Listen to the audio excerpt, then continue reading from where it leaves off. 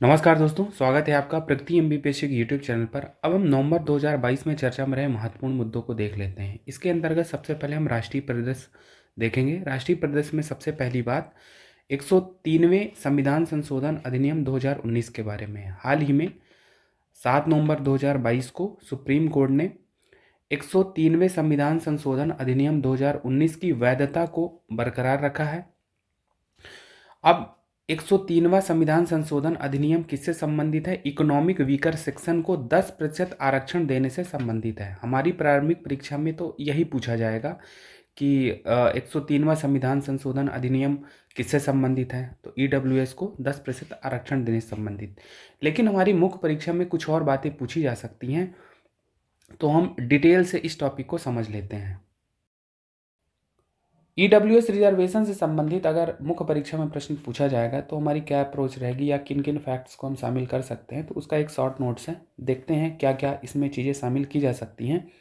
तो अभी हाल ही में सुप्रीम कोर्ट का निर्णय ईडब्ल्यूएस इकोनॉमिक वीकर सेक्शन से रिलेटेड क्या रहा है कि 103वें संविधान संशोधन 2019 की वैधता को बरकरार रखी, यानी अभी ये जो 103वां संविधान संशोधन अधिनियम 2019 है ये बरकरार रहेगा। ये 7 नवंबर 2022 का निर्णय है सुप्रीम कोर्ट का।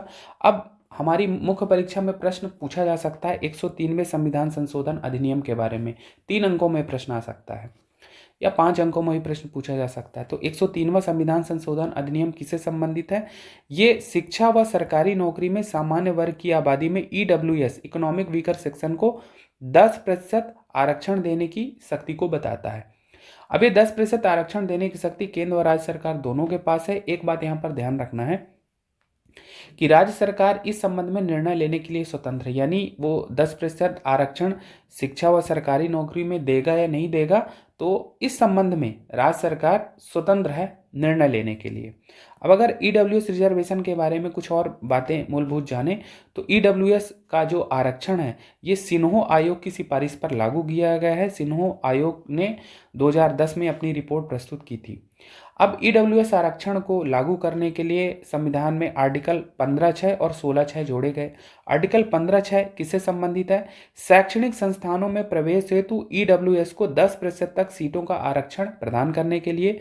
वहीं आर्टिकल 16(6) सरकारी नौकरी में ईडब्ल्यूएस को सभी पदों पर 10% तक आरक्षण देने से संबंधित है। एक बात ध्यान रखना है कि जो शैक्षणिक संस्थानों में प्रवेश हेतु ईडब्ल्यूएस को 10% सीटों का आरक्षण होगा वो अल्पसंख्यक शिक्षण संस्थानों पर लागू नहीं होगा।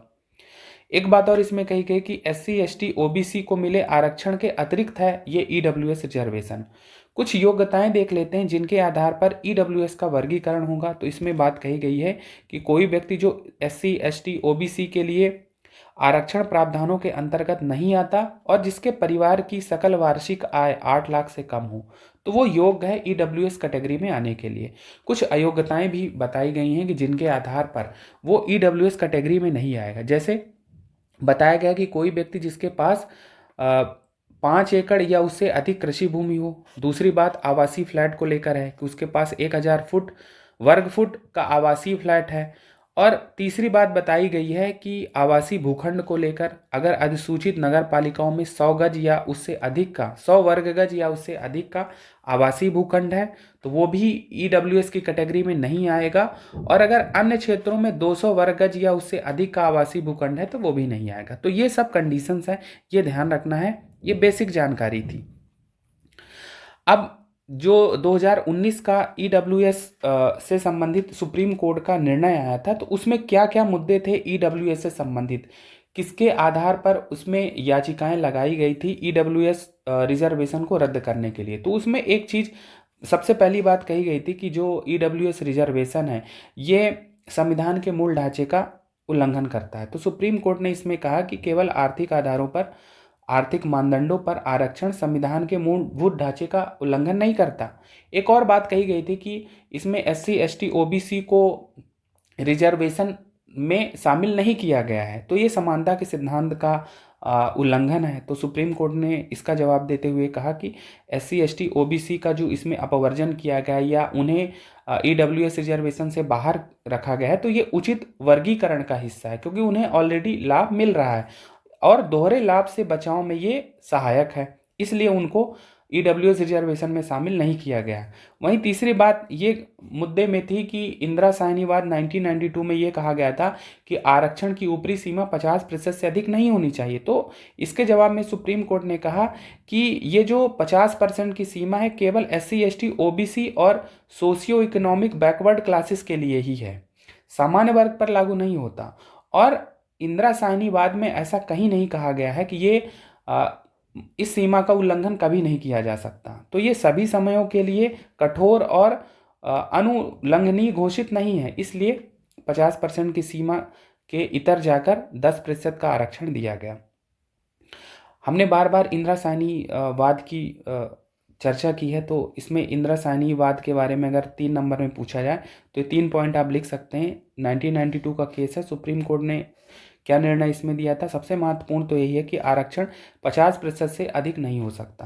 क्रीमी लेयर के बारे में भी इसमें कहा गया है कि क्रीमी लेयर को पिछड़े वर्गों से बाहर रखा जाएगा।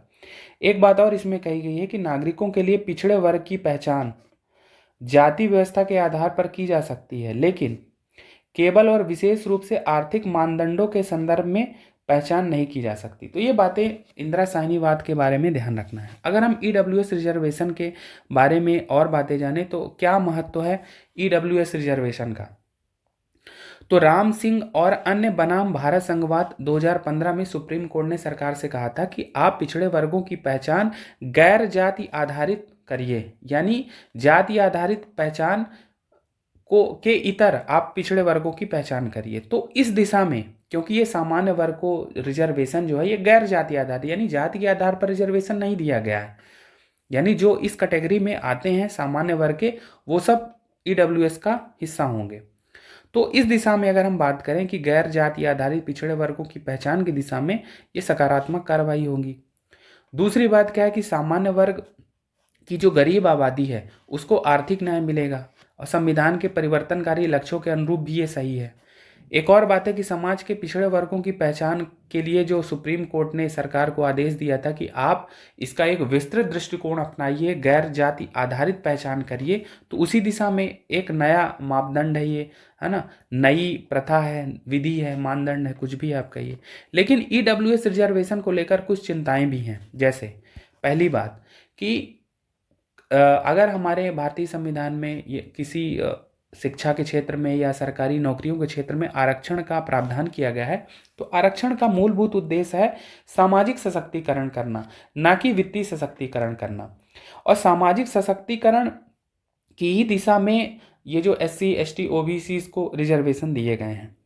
एक बात और इसमें कही गई है कि जो जातिगत भेदभाव है, जातिगत भेदभाव पीढ़ी दर पीढ़ी चला आता है, लेकिन जो गरीबी है वो पीढ़ी दर पीढ़ी आवश्यक रूप से नहीं जाती। हो सकता है कि वर्तमान पीढ़ी गरीबी में हो, लेकिन अगली पीढ़ी जरूरी नहीं कि वो आगे गरीबी में ही रहेगी, तो यहाँ सुधार हो सकता है। तो यही बात इसमें कही गई है कि आरक्षण का उद्देश्य सामाजिक सशक्तिकरण होता है, ना कि वित्तीय, यानी गरीबी उन्मूलन उद्देश्य नहीं है आरक्षण का। एक और बात इसमें कही गई कि आरक्षण तभी दिया जाता है जब किसी समुदाय का प्रतिनिधित्व कम हो या उसका अभाव हो, लेकिन ईडब्ल्यूएस रिजर्वेशन इसके समतुल्य नहीं है। आप देखेंगे कि सामान्य वर्ग का प्रतिनिधित्व तो हर जगह है, तो फिर ये सिद्धांत के खिलाफ है ईडब्ल्यूएस रिजर्वेशन। कुछ और बातें कही गई, जैसा कि हमने बात की कि SC ST OBC को ईडब्ल्यूएस से बाहर रखा गया, यानी समानता के सिद्धांत का उल्लंघन हुआ है। फिर एक जो आय मानदंड इसमें रखा गया है कि परिवार की सकल वार्षिक आय 8 लाख से कम हो, तो आप देखेंगे जो टैक्स स्लैब देखेंगे तो 5 लाख या 7 लाख के अंदर छूट रहती है, यानी 5 लाख से अगर आपकी अधिक आए तो वहाँ भी आपको टैक्स देना है। लेकिन आप यहाँ ईडब्ल्यूएस कैटेगरी के अंदर आएंगे तो ये एक मतलब दुविधा की स्थिति है। कुछ और बातें इसमें कही गई हैं कि भाई आय मानदंड की समस्या, यानी प्रत्यक्ष आय पर डेटा उपलब्ध नहीं है कि किसकी कितनी प्रत्यक्ष आय, यानी यहाँ पर डेटा का अभाव है। फिर बात यहाँ पर वही कही गई है कि राष्ट्रीय स्तर पर औसत वार्षिक प्रति व्यक्ति आय से ये बहुत ज़्यादा आंकड़ा है जो 8 लाख का है, ठीक है। फिर लोक लुभावन बात एक मुद्दा उठाया गया है कि राजनेता ज़्यादातर लोक लुभावन वादे करते हैं और उसको अमल लाने के लिए फिर करते हैं, तो भविष्य में 50% से अधिक आरक्षण की जो सीमा है हो सकता है इसका उल्लंघन बार बार हो।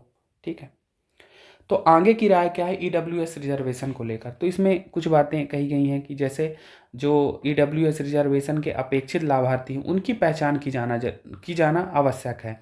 यहाँ पर प्रत्यक्ष आय पर डेटा उपलब्ध होना चाहिए और आय मानदंड जो अभी 8 लाख से कम की बात कही है, तो कम से कम आप आयकर स्लैब के बराबर लाओ। फिर इसमें ये चीज़ कही गई कि पिछड़े वर्ग की पहचान का एक सतत ढांचा होना चाहिए। तो इन बातों को ध्यान रखना है। तो इस प्रकार से हमने पूरा डिटेल से डिस्कस किया ईडब्ल्यूएस कोटा 103 अमेंडमेंट 2019 का। हमारी प्रारंभिक परीक्षा मुख्य परीक्षा की दृष्टि से महत्वपूर्ण है। चलते हैं आगे। अगली बात 22वें विधि आयोग के अध्यक्ष के बारे में। हाल ही में न्यायमूर्ति ऋतुराज अवस्थी को 22वें विधि आयोग का अध्यक्ष बनाया गया है। ये सीधा सीधा प्रीलिम में क्वेश्चन पूछा जा सकता है। कुछ और बातें अगर जाने तो 22वें विधि आयोग का गठन फरवरी 2020 में कर दिया गया था, क्योंकि 21वें विधि आयोग का जो कार्यकाल था वो 31 अगस्त 2018 को समाप्त हो गया था और उसके बाद फरवरी 2020 में 22वें विधि आयोग का गठन कर दिया गया था। अब ये चर्चा में क्यों रहा विधि आयोग? क्योंकि 22वें विधि आयोग के अध्यक्ष और सदस्यों की नियुक्ति 7 नवंबर 2022 को की गई है। कुछ बातें अगर हम जाने कि किसे बनाया गया है, तो न्यायमूर्ति ऋतुराज अवस्थी को 22वें विधि आयोग का अध्यक्ष बनाया गया है। ये कर्नाटक हाई कोर्ट के पूर्व सीजेआई रहे हैं, यानी कर्नाटक हाई कोर्ट के पूर्व मुख्य न्यायाधीश रहे हैं। वहीं सदस्यों में बात करें तो केटी शंकरन, आनंद पालीवाल और डीपी वर्मा को पूर्णकालिक सदस्य, वहीं एम करुणानिधि और श्रीमती राका आर्या को विधि आयोग का अंशकालिक अध्यक्ष बनाया गया है। केटी शंकरन केरल हाई कोर्ट के सेवानिवृत्त न्यायाधीश रहे हैं। प्रोफेसर आनंद पालीवाल विधि विशेषज्ञ हैं। डीपी वर्मा भी विधि विशेषज्ञ हैं। वहीं एम करुणानिधि तमिलनाडु के अधिवक्ता रहे हैं और श्रीमती राका आर्या विधि विशेषज्ञ रही हैं। अब हम विधि आयोग के बारे में कुछ मूलभूत बातें जान लेते हैं। तो विधि आयोग का गठन क्यों किया जाता है, क्या उद्देश्य है? तो कानून एवं न्याय मंत्रालय के सलाहकार के रूप में विधि आयोग का गठन समय समय पर भारत सरकार द्वारा किया जाता रहा है और विधि आयोग एक गैर सांविधिक निकाय है, यानी सरकारी आदेश से सृजित निकाय, एग्जीक्यूटिव बॉडी है। स्वतंत्र भारत की बात करें या स्वतंत्रता से पूर्व बात करें, तो स्वतंत्रता से पूर्व हमारे यहाँ जो विधि आयोग का गठन था, यानी पहला विधि आयोग स्वतंत्रता से पूर्व कब गठित किया गया? 1834 में 1833 के एक्ट के तहत, और इसके अध्यक्ष कौन थे? Lord Macaulay. अगर हम स्वतंत्रता के बाद बात करें तो पहले विधि आयोग का गठन 1955 में हुआ और यह 3 वर्ष के लिए गठित किया गया था। अब हम विधि आयोग की संरचना की बात कर लेते हैं। तो विधि आयोग में एक पूर्णकालिक अध्यक्ष होता है, 4 अन्य सदस्य होते हैं और कुछ अंशकालिक सदस्य भी होते हैं। यानी पूर्णकालिक सदस्य भी होंगे, अंशकालिक, जैसे हमने बात की कि केटी शंकरन, आनंद पालीवाल, डीपी वर्मा ये पूर्णकालिक सदस्य हैं। वहीं एम करुणानिधि और श्रीमती राका आर्या अंशकालिक सदस्य हैं। एक बात ध्यान रखना है कि जो 20वें विधि आयोग का अध्यक्ष होता है वो सुप्रीम कोर्ट का सेवानिवृत्त न्यायाधीश होगा या हाई कोर्ट का सेवानिवृत्त मुख्य न्यायाधीश होगा। जैसे अभी न्यायमूर्ति ऋतुराज अवस्थी ये कर्नाटक हाई कोर्ट के पूर्व मुख्य न्यायाधीश रहे हैं। 4 पूर्णकालिक सदस्य होते हैं अध्यक्ष के अलावा। इसमें कानून मंत्रालय का कानून एवं विधायी सचिव इस आयोग का पदेन सदस्य होता है। अभी कौन है कानून मंत्रालय के कानून एवं विधायी सचिव? डॉक्टर नितिन चंद्रा, तो वो भी विधि आयोग के सदस्य होंगे। फिर जो अंशकालिक सदस्य होंगे वो 5 से अधिक नहीं होंगे। तो ये बातें ध्यान रखनी है विधि आयोग के बारे में। हमने पूरा डिटेल से डिस्कस किया है। प्रारंभिक परीक्षा के दृष्टि से सबसे महत्वपूर्ण है इनके अध्यक्ष और सदस्य। चलते हैं आगे और अगली बात देखते हैं। अगर हमारी एग्जाम में पूछा जाए कि भारत के 74वें गणतंत्र दिवस समारोह 2023 के मुख्य अतिथि कौन रहे हैं, क्योंकि प्रारंभिक परीक्षा में विगत वर्षों में ऐसे प्रश्न पूछे गए हैं। 2019 की जो प्रारंभिक परीक्षा है उसमें प्रश्न पूछा गया था कि 2019 के गणतंत्र दिवस समारोह में चीफ गेस्ट कौन थे, तो साइरिल रामाफोसा दक्षिण अफ्रीकी राष्ट्रपति रहे। तो ये प्रश्न आया था। तो इसी तरह से इसका महत्व है कि भारत के 74वें गणतंत्र दिवस समारोह के मुख्य अतिथि कौन होंगे, तो मिस्र के राष्ट्रपति अब्देल फतह अल सीसी। और ये पहली बार है कि हमने मिस्र के राष्ट्रपति को गणतंत्र दिवस समारोह का मुख्य अतिथि चुना है। तो ये बात ध्यान रखनी है। अब ये चीफ गेस्ट बनाने की जो प्रथा है, तो गणतंत्र दिवस के अवसर पर नई दिल्ली में होने वाले औपचारिक कार्यक्रम में किसी विदेशी राष्ट्र प्रमुख को आमंत्रित करने की भारतीय परंपरा रही है। कुछ हम देख लेते हैं विभिन्न समारोह में कौन कौन से अतिथि शामिल हुए। जैसे 2018 में आसियान के 10 देशों के राष्ट्राध्यक्षों को मुख्य अतिथि बनाया गया था। वहीं 2019 में हमने बात की। 2020 में ब्राजील के राष्ट्रपति जायर बोल्सोनारो को आमंत्रित किया गया था।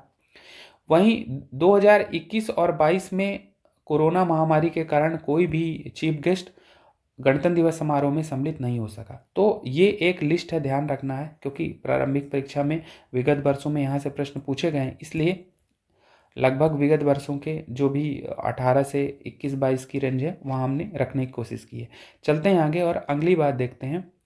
अगली बात काशी तमिल संगमम के बारे में है, जिसका आयोजन 17 नवंबर से 16 दिसंबर 2022 के दौरान वाराणसी काशी यूपी में इसका आयोजन किया गया।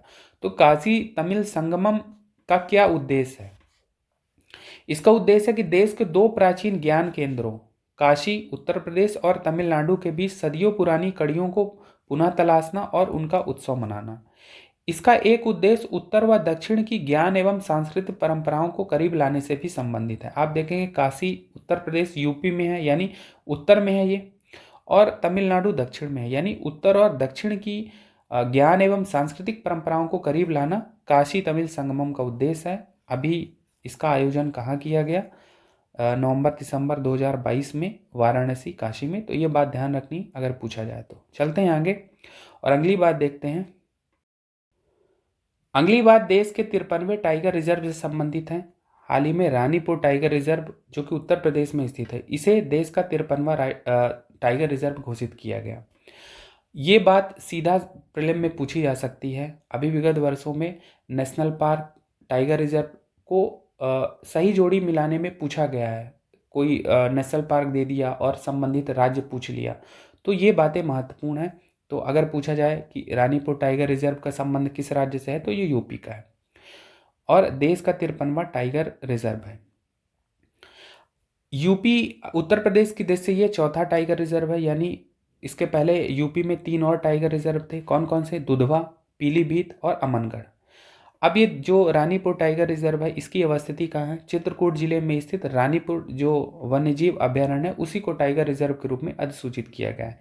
एक चीज़ और ध्यान रखना कि हमारे यहाँ प्रोजेक्ट टाइगर चलता है। उसकी स्थापना कब हुई थी या प्रोजेक्ट टाइगर कब चलाया गया था? तो 1973 में। क्यों? टाइगर संरक्षण के उद्देश्य से।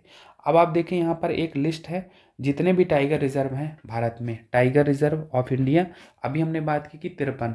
अभी हमने विगत महीनों में जो हम करंट अफेयर डिस्कस कर रहे हैं, एक और टाइगर रिजर्व की चर्चा की थी, रामगढ़ विषधारी टाइगर रिजर्व। ये कहाँ हमने बात की थी? ये राजस्थान में। आप देखिए यहाँ पर इस मैप में 52, ये 52 ये राजस्थान में आता है। ठीक है, तो ऐसे ही सभी ये टाइगर रिजर्व है। आप अगर एमपी का देखेंगे तो ये पूरा एमपी का है। तो एमपी में कितने टाइगर रिजर्व है, इनकी अवस्थिति कहाँ है, इस मैप के द्वारा आप पूरा पढ़ सकते हैं। ये जितने भी हैं 53वां टाइगर रिजर्व अभी कौन सा है? रानीपुर टाइगर रिजर्व यूपी का है। आप इसको मैप में देखिए 53, तो आपको ये यहाँ पर मिल जाएगा। ये 53 आपको मिल जाएगा, यूपी का पार्ट है। तो इस प्रकार से आप इस मैप से पूरे जो भी हैं सभी की लोकेशन जान सकते हैं, अवस्थिति जान सकते हैं। तो इस दृष्टि में ये मैप महत्वपूर्ण है, एक बार कम से कम जरूर पढ़ लेना है। चलते हैं आगे। अब हम अंतर्राष्ट्रीय परिदृश्य में चर्चा में रहे महत्वपूर्ण मुद्दों को देख लेते हैं। इसमें सबसे पहली बात G20 के 17वें शिखर सम्मेलन 2022 के बारे में है। हाल ही में G20 का 17वां शिखर सम्मेलन कहाँ आयोजित हुआ? इंडोनेशिया के नूसा दुआ बाली में। कब से कब तक? 15 से 16 नवंबर 2022 को। अगर हम G20 के बारे में कुछ मूलभूत बातें जाने तो G20 की स्थापना कब हुई? 1999 में। इसका कोई भी हेडक्वार्टर नहीं है, ये ध्यान रखना है। और पहला सम्मेलन इसका 2008 में वाशिंगटन डीसी में हुआ था, अमेरिका में। G20 में सदस्य देश कितने? G20 कहा जा रहा है यानी ये 20 देशों का समूह है, जिसमें 19 देश हैं और एक संगठन है यूरोपियन यूनियन। ठीक, अगर हम देखें कि G20 का प्रतिनिधित्व वैश्विक से क्या रहा है, तो ये वैश्विक जनसंख्या का 2/3 प्रतिनिधित्व करता है, यानी लगभग 60% से अधिक जनसंख्या का प्रतिनिधित्व करते हैं ये G20 और उसके सदस्य देश। वहीं ग्लोबल जीडीपी का ये 80% प्रतिनिधित्व करता है, वहीं ग्लोबल एक्सपोर्ट का 75%। तो ये कुछ बातें हैं G20 के बारे में, मूलभूत बातें हैं, ध्यान रखना है। अब हम आते हैं G20 के 17वें शिखर सम्मेलन में। तो जैसा कि हमने बात की कि 17वां शिखर सम्मेलन 2022 का इंडोनेशिया में हुआ और इसकी थीम क्या रही? Recover together recover stronger. मुख्य परीक्षा में थीम को लेकर प्रश्न पूछे गए, इसलिए बार बार थीम को मैं रिपीट करता हूँ। अब एक चीज़ यहाँ पर ध्यान रखना है कि जो 18वां G20 सम्मेलन होगा वो सितंबर 2023 में भारत में होगा, और जो ये 17वां शिखर सम्मेलन 2022 था, तो इस सम्मेलन के समापन के बाद G20 समूह की अध्यक्षता भारत को सौंप दी। भारत 1 दिसंबर 2022 से G20 का अध्यक्ष औपचारिक रूप से हो गया है। अब ये अगले 1 वर्ष तक G20 का अध्यक्ष रहेगा। 18वां सम्मेलन कहाँ होना है? नई दिल्ली में, भारत में। ये बहुत ही महत्वपूर्ण है, इस बार हो सकता है प्रारंभिक परीक्षा में पूछा जाए। वहीं इसका आगामी 19वां सम्मेलन 2024 में ब्राज़ील में होगा। तो ये बातें ध्यान रखनी है G20 सम्मेलन से संबंधित। ठीक है, चलते हैं आगे और अगली बात देखते हैं। अगली बात UNFCCC COP27 के बारे में है। अब हम कुछ बातें जान लेते हैं कि ये UNFCCC क्या है, ये COP27 क्या है। UNFCCC इसका फुल फॉर्म क्या है? United Nations framework convention on climate change. Hindi रूपांतरण है जलवायु परिवर्तन पर संयुक्त राष्ट्र कन्वेंशन। तो UNFCCC की स्थापना हुई है 1992 के पृथ्वी शिखर सम्मेलन में। क्या उद्देश्य है? पर्यावरण में ग्रीन हाउस गैसेस की सांद्रता को स्थिर करना इसका प्रमुख उद्देश्य है। अब यहाँ पर एक शब्द आया है कॉप। कॉप का मतलब है कॉन्फ्रेंस ऑफ पार्टीज, यानी पक्षकारों का सम्मेलन। यह UNFCCC का निर्णय लेने वाला सर्वोच्च निकाय है। कौन? COP, conference of parties. इसमें विभिन्न देशों की सरकारों के प्रमुख, वैज्ञानिक, सिविल सोसाइटीज के लोग, ये सब सम्मिलित होते हैं और यही निर्णय लेते हैं। यानी UNFCCC के बारे में हमने जाना। और कॉप क्या है? यूएनएफसीसीसी का नीति या निर्णय लेने वाला सर्वोच्च निकाय है। अब हम बातें करते हैं कि COP27 के बारे में। COP27 का आयोजन कब से कब तक हुआ? इसका आयोजन मिस्र के शर्म अल शेख में 6 से 20 नवंबर 2022 के दौरान हुआ। अब इसमें क्या क्या बातें महत्वपूर्ण रही हैं, किन किन देशों ने भाग लिया, भारत की तरफ से प्रतिनिधित्व किसने किया? तो जो COP27 हुई मिस्र में शर्म अल शेख में, तो यहाँ पर 92 देशों के शासन प्रमुखों ने भागीदारी की। भारत की ओर से केंद्रीय पर्यावरण मंत्री भूपेंद्र यादव इसमें सम्मिलित हुए। फिर अब इसमें कौन कौन से मुद्दे महत्वपूर्ण रहे, इसके बारे में जान लेते हैं। तो वैश्विक तापमान वृद्धि, ग्लोबल टेम्परेचर राइज को पूर्व औद्योगिक युग की तुलना में 1.5 डिग्री सेंटीग्रेड तक सीमित रखने के लक्ष्य की प्राप्ति हेतु COP26 में प्रतिबद्धताएं की गई थी। उन्हीं प्रतिबद्धताओं पर विचार विमर्श इस COP27 का महत्वपूर्ण मुद्दा रहा। कुछ और बातें इसमें कही गई कि पर्यावरण सुधार हेतु क्लाइमेट फंडिंग का मुद्दा भी एक बहुत महत्वपूर्ण मुद्दा रहा। क्लाइमेट फंडिंग की ही दृष्टि से आगे एक फंड की बात की गई, loss and damage fund.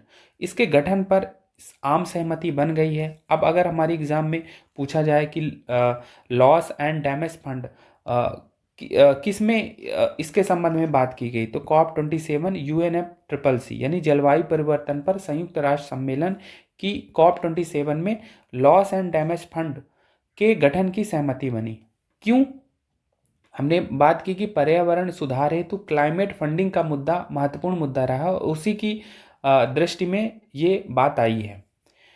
Loss and damage fund के गठन पर सहमति बनी, हमने बात की। क्या है ये? इसके अंतर्गत धनी देश जलवायु परिवर्तन के कारण आने वाली आपदाओं से भविष्य में निर्धन देशों को होने वाले नुकसान की भरपाई करेंगे, और इसीलिए loss and damage fund important है। तो ये बातें ध्यान रखनी है UNFCCC के COP27 के बारे में। कुछ और बातें फैक्चुअल हैं। COP26 नवंबर 2021 में हुआ था। कहाँ? स्कॉटलैंड के ग्लासगो में, जहाँ पर ग्लोबल टेम्परेचर राइज को पूर्व औद्योगिक युग की तुलना में 1.5 डिग्री सेंटीग्रेड तक सीमित रखने की बात कही गई थी। आगामी जो COP28 है नवंबर दिसंबर 2023 में UAE में होगा। तो ये बातें ध्यान रखनी है। चलते हैं आगे। अगली बात 19वें आसियान इंडिया शिखर सम्मेलन 2022 के बारे में है। अब आसियान का क्या मतलब है? आसियान दक्षिण पूर्व एशिया के 10 देशों का समूह है, association of south east Asian Nations, और भारत के साथ इसके शिखर सम्मेलन की बात हम यहाँ पर कर रहे हैं। इसका आयोजन कब हुआ? इसका आयोजन कंबोडिया की राजधानी नामपेह में हुआ, ठीक है, नवंबर 2022 में।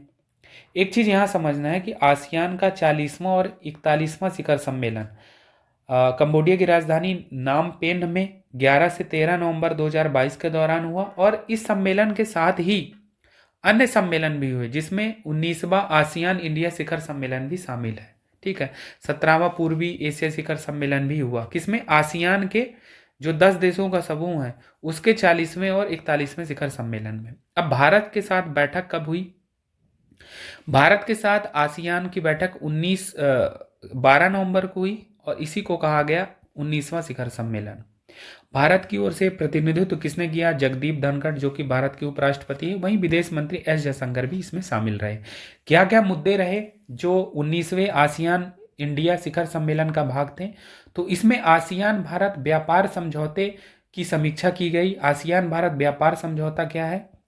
AITIGA, ASEAN India trade on goods agreement. फिर इसकी समीक्षा की गई, इसमें तेजी लाने की बात कही गई, सहयोग और बढ़ाने की बात कही गई। तो ये सब मुद्दे महत्वपूर्ण रहे। आसियान के बारे में जाने तो इसका फुल फॉर्म क्या है? Association of south east Asian Nations, ठीक है। और आसियान के बारे में कुछ और बातें जाने तो इसकी स्थापना 1967 में हुई थी बैंकॉक घोषणा पत्र के द्वारा, और इसका हेडक्वार्टर कहाँ है? इंडोनेशिया के जकार्ता में। अगर हम इसके सदस्य देशों की बात करें तो सदस्य देशों में कौन है? म्यांमार है, 10 देश हैं। म्यांमार है, थाईलैंड है, सिंगापुर है, मलेशिया है, इंडोनेशिया है, ब्रुनेई है, फिलीपींस है, लाओस है, कंबोडिया है और वियतनाम है। तो ये बातें ध्यान रखनी है। 19वें आसियान शिखर सम्मेलन के बारे में हो सकता है पूछा जाए कि इसका आयोजन कहाँ हुआ, तो कंबोडिया की राजधानी नामपेन में, ठीक है। भारत की ओर से किन किन लोगों ने प्रतिनिधित्व किया, ये बातें पूछी जा सकती हैं। चलते हैं आगे और अगली बात देखते हैं। हाल ही में अनवर इब्राहिम चर्चा में रहे हैं। अब ये अनवर इब्राहिम क्यों चर्चा में रहे हैं? क्योंकि ये मलेशिया के नए प्रधानमंत्री बनाए गए हैं या नियुक्त हुए हैं। तो मलेशिया के ये 10वें PM है अनवर इब्राहिम। अब मलेशिया में संसदीय चुनाव 19 नवंबर 2022 को संपन्न हुए, और वहां पर किसी भी दल को स्पष्ट बहुमत नहीं मिला। त्रिशंकु संसद बनी है, यानी किसी भी दल को बहुमत नहीं मिला है। मलेशिया की बात करें तो मलेशिया क्या है? एक दक्षिण पूर्व एशियाई देश है, और मलेशिया की राजधानी क्या है? कुआलालंपुर। अगर पूछा जाएगा एग्जाम में मलेशिया की राजधानी तो कुआलालंपुर। एक और इसमें बात है कि अगर पूछा जाए दीवान रकियात, ये क्या है? तो दीवान रकियात ये मलेशिया की संसद का निचला सदन है, दीवान रकियात। तो ये बातें ध्यान रखनी है। अनवर इब्राहिम मलेशिया के नए PM, तो ये जो बातें अभी की इनको ध्यान रखना है। चलते हैं आगे। अगले हमारे एक व्यक्तित्व हैं बेंजामिन नेतन्याहू। ये क्यों चर्चा में रहे? क्योंकि ये इजराइल के नए प्रधानमंत्री छठी बार नियुक्त हुए हैं।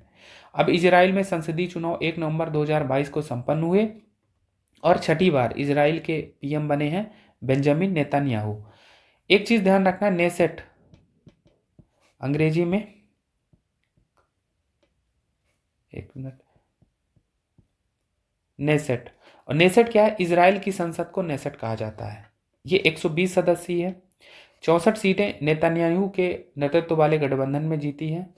और नेतन्याहू क्यों चर्चा में रहे? क्योंकि ये इजराइल के नए प्रधानमंत्री बने हैं छठी बार। चलते हैं आगे और अगली बात देखते हैं। अगली बात भारत के 53वें अंतर्राष्ट्रीय फिल्म महोत्सव 2022 के बारे में है, international film festival of India 2022। अब ये क्या है? भारतीय सिनेमा का सबसे बड़ा फिल्म महोत्सव है।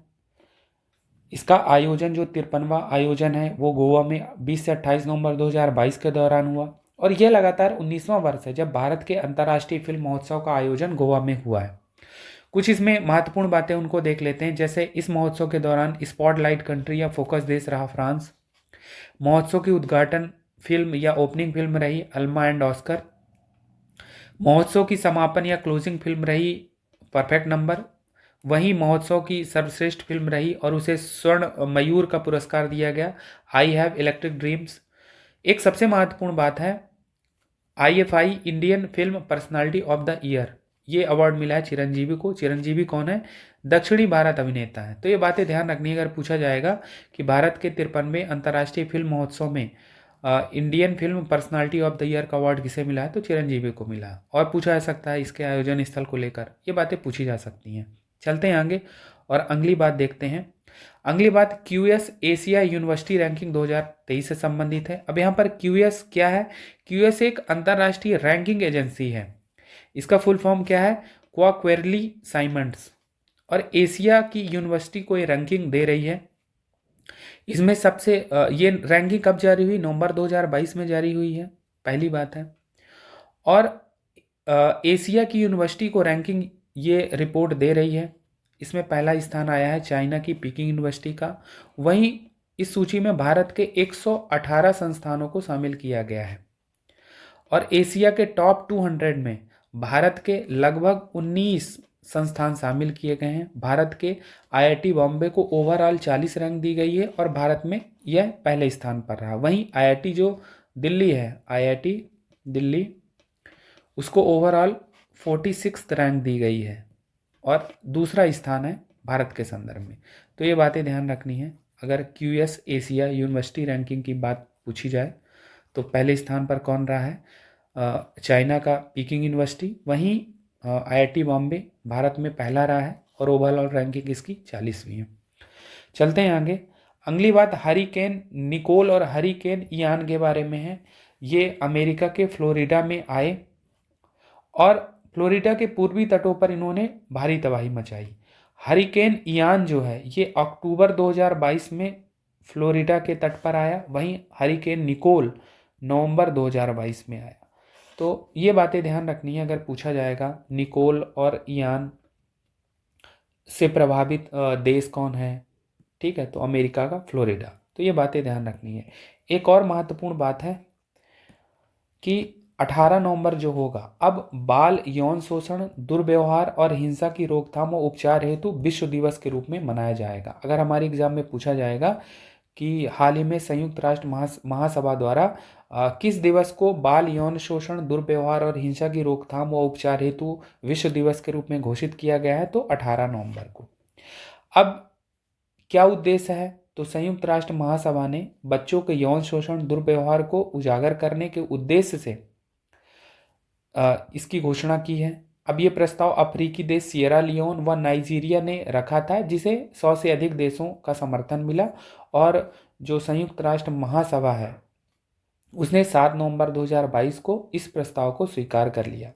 और 18 नवंबर अब किस विश्व दिवस के रूप में मनाया जाएगा? बाल यौन शोषण, दुर्व्यवहार और हिंसा की रोकथाम व उपचार हेतु विश्व दिवस। अंग्रेजी रूपांतरण ये इसका world day for the prevention of and healing from child sexual exploitation, abuse and violence, 18 नवंबर। तो ये बातें ध्यान रखनी महत्वपूर्ण है कि हमारे एग्जाम में पूछा जाए।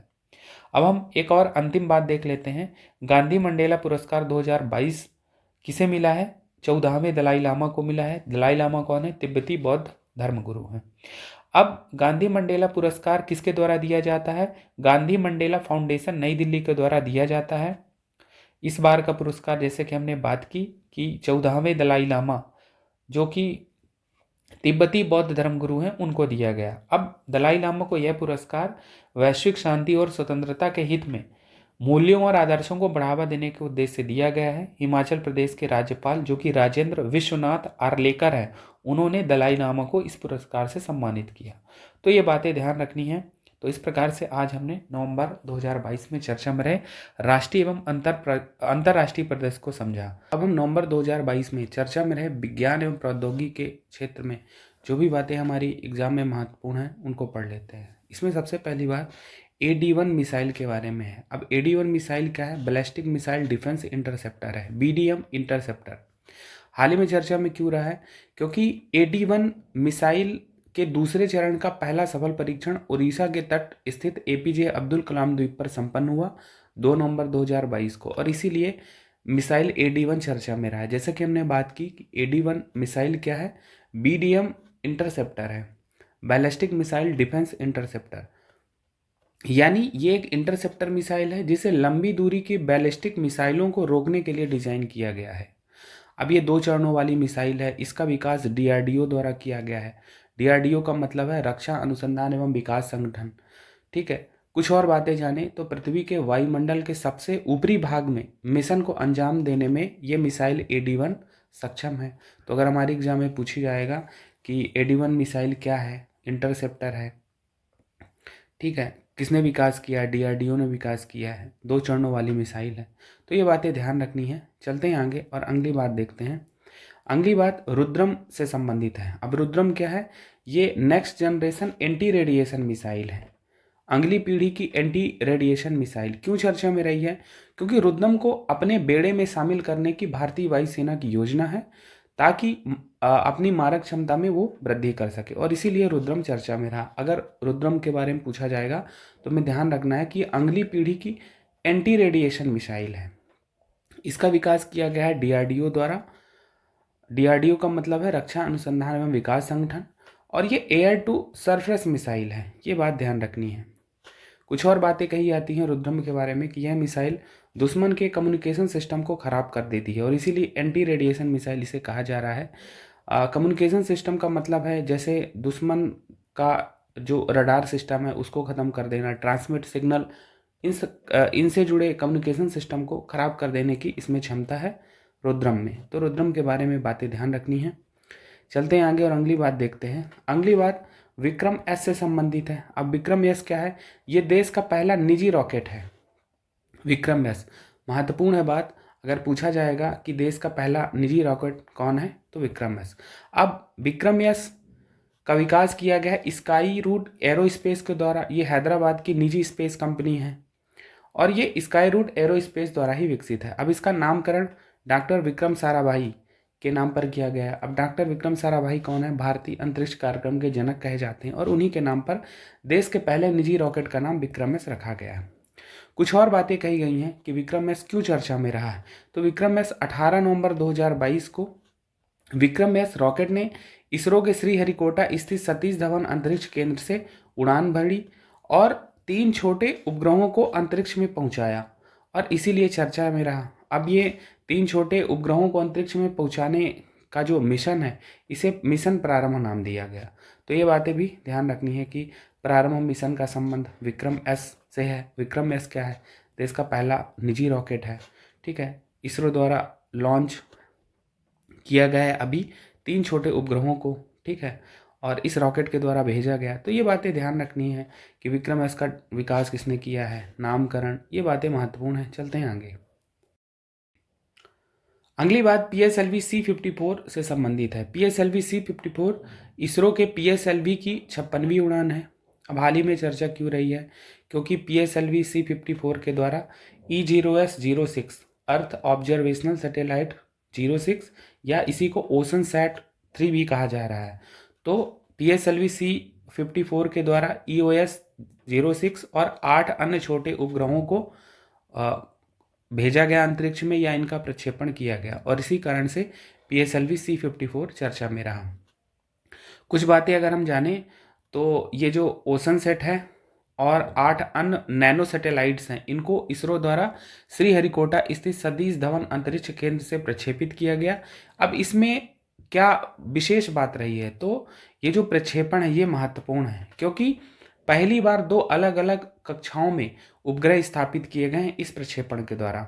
जो E0S-6 है, इसको 742 किलोमीटर की ऊंचाई यानी सन सिंक्रोनस ऑर्बिट में पहुंचाया गया। वहीं जो 8 अन्य छोटे उपग्रह हैं या नैनो सैटेलाइट्स हैं, इनको लगभग 500 किलोमीटर की ऊंचाई पर पहुंचाया गया। तो पहली बार है ऐसा कि कई उपग्रहों को अलग अलग ऊंचाई पर पहुंचाया गया। अब अगर हम कुछ बेसिक बातें जानें E0S-06 के बारे में, तो जैसा कि हमने बात की कि ये अर्थ ऑब्जर्वेशनल सैटेलाइट है, इसे ओशन सेट भी कहा जा रहा है। यानी ये पृथ्वी अवलोकन उपग्रह समुद्र के संबंध में जानकारियाँ उपलब्ध कराएगा। इसका जीवन काल 5 वर्ष अनुमानित किया गया है, और अभी PSLV C-54 के द्वारा इसका प्रक्षेपण हुआ है। कहाँ से हुआ इसका प्रक्षेपण? इसरो द्वारा श्रीहरिकोटा स्थित सतीश धवन अंतरिक्ष केंद्र से।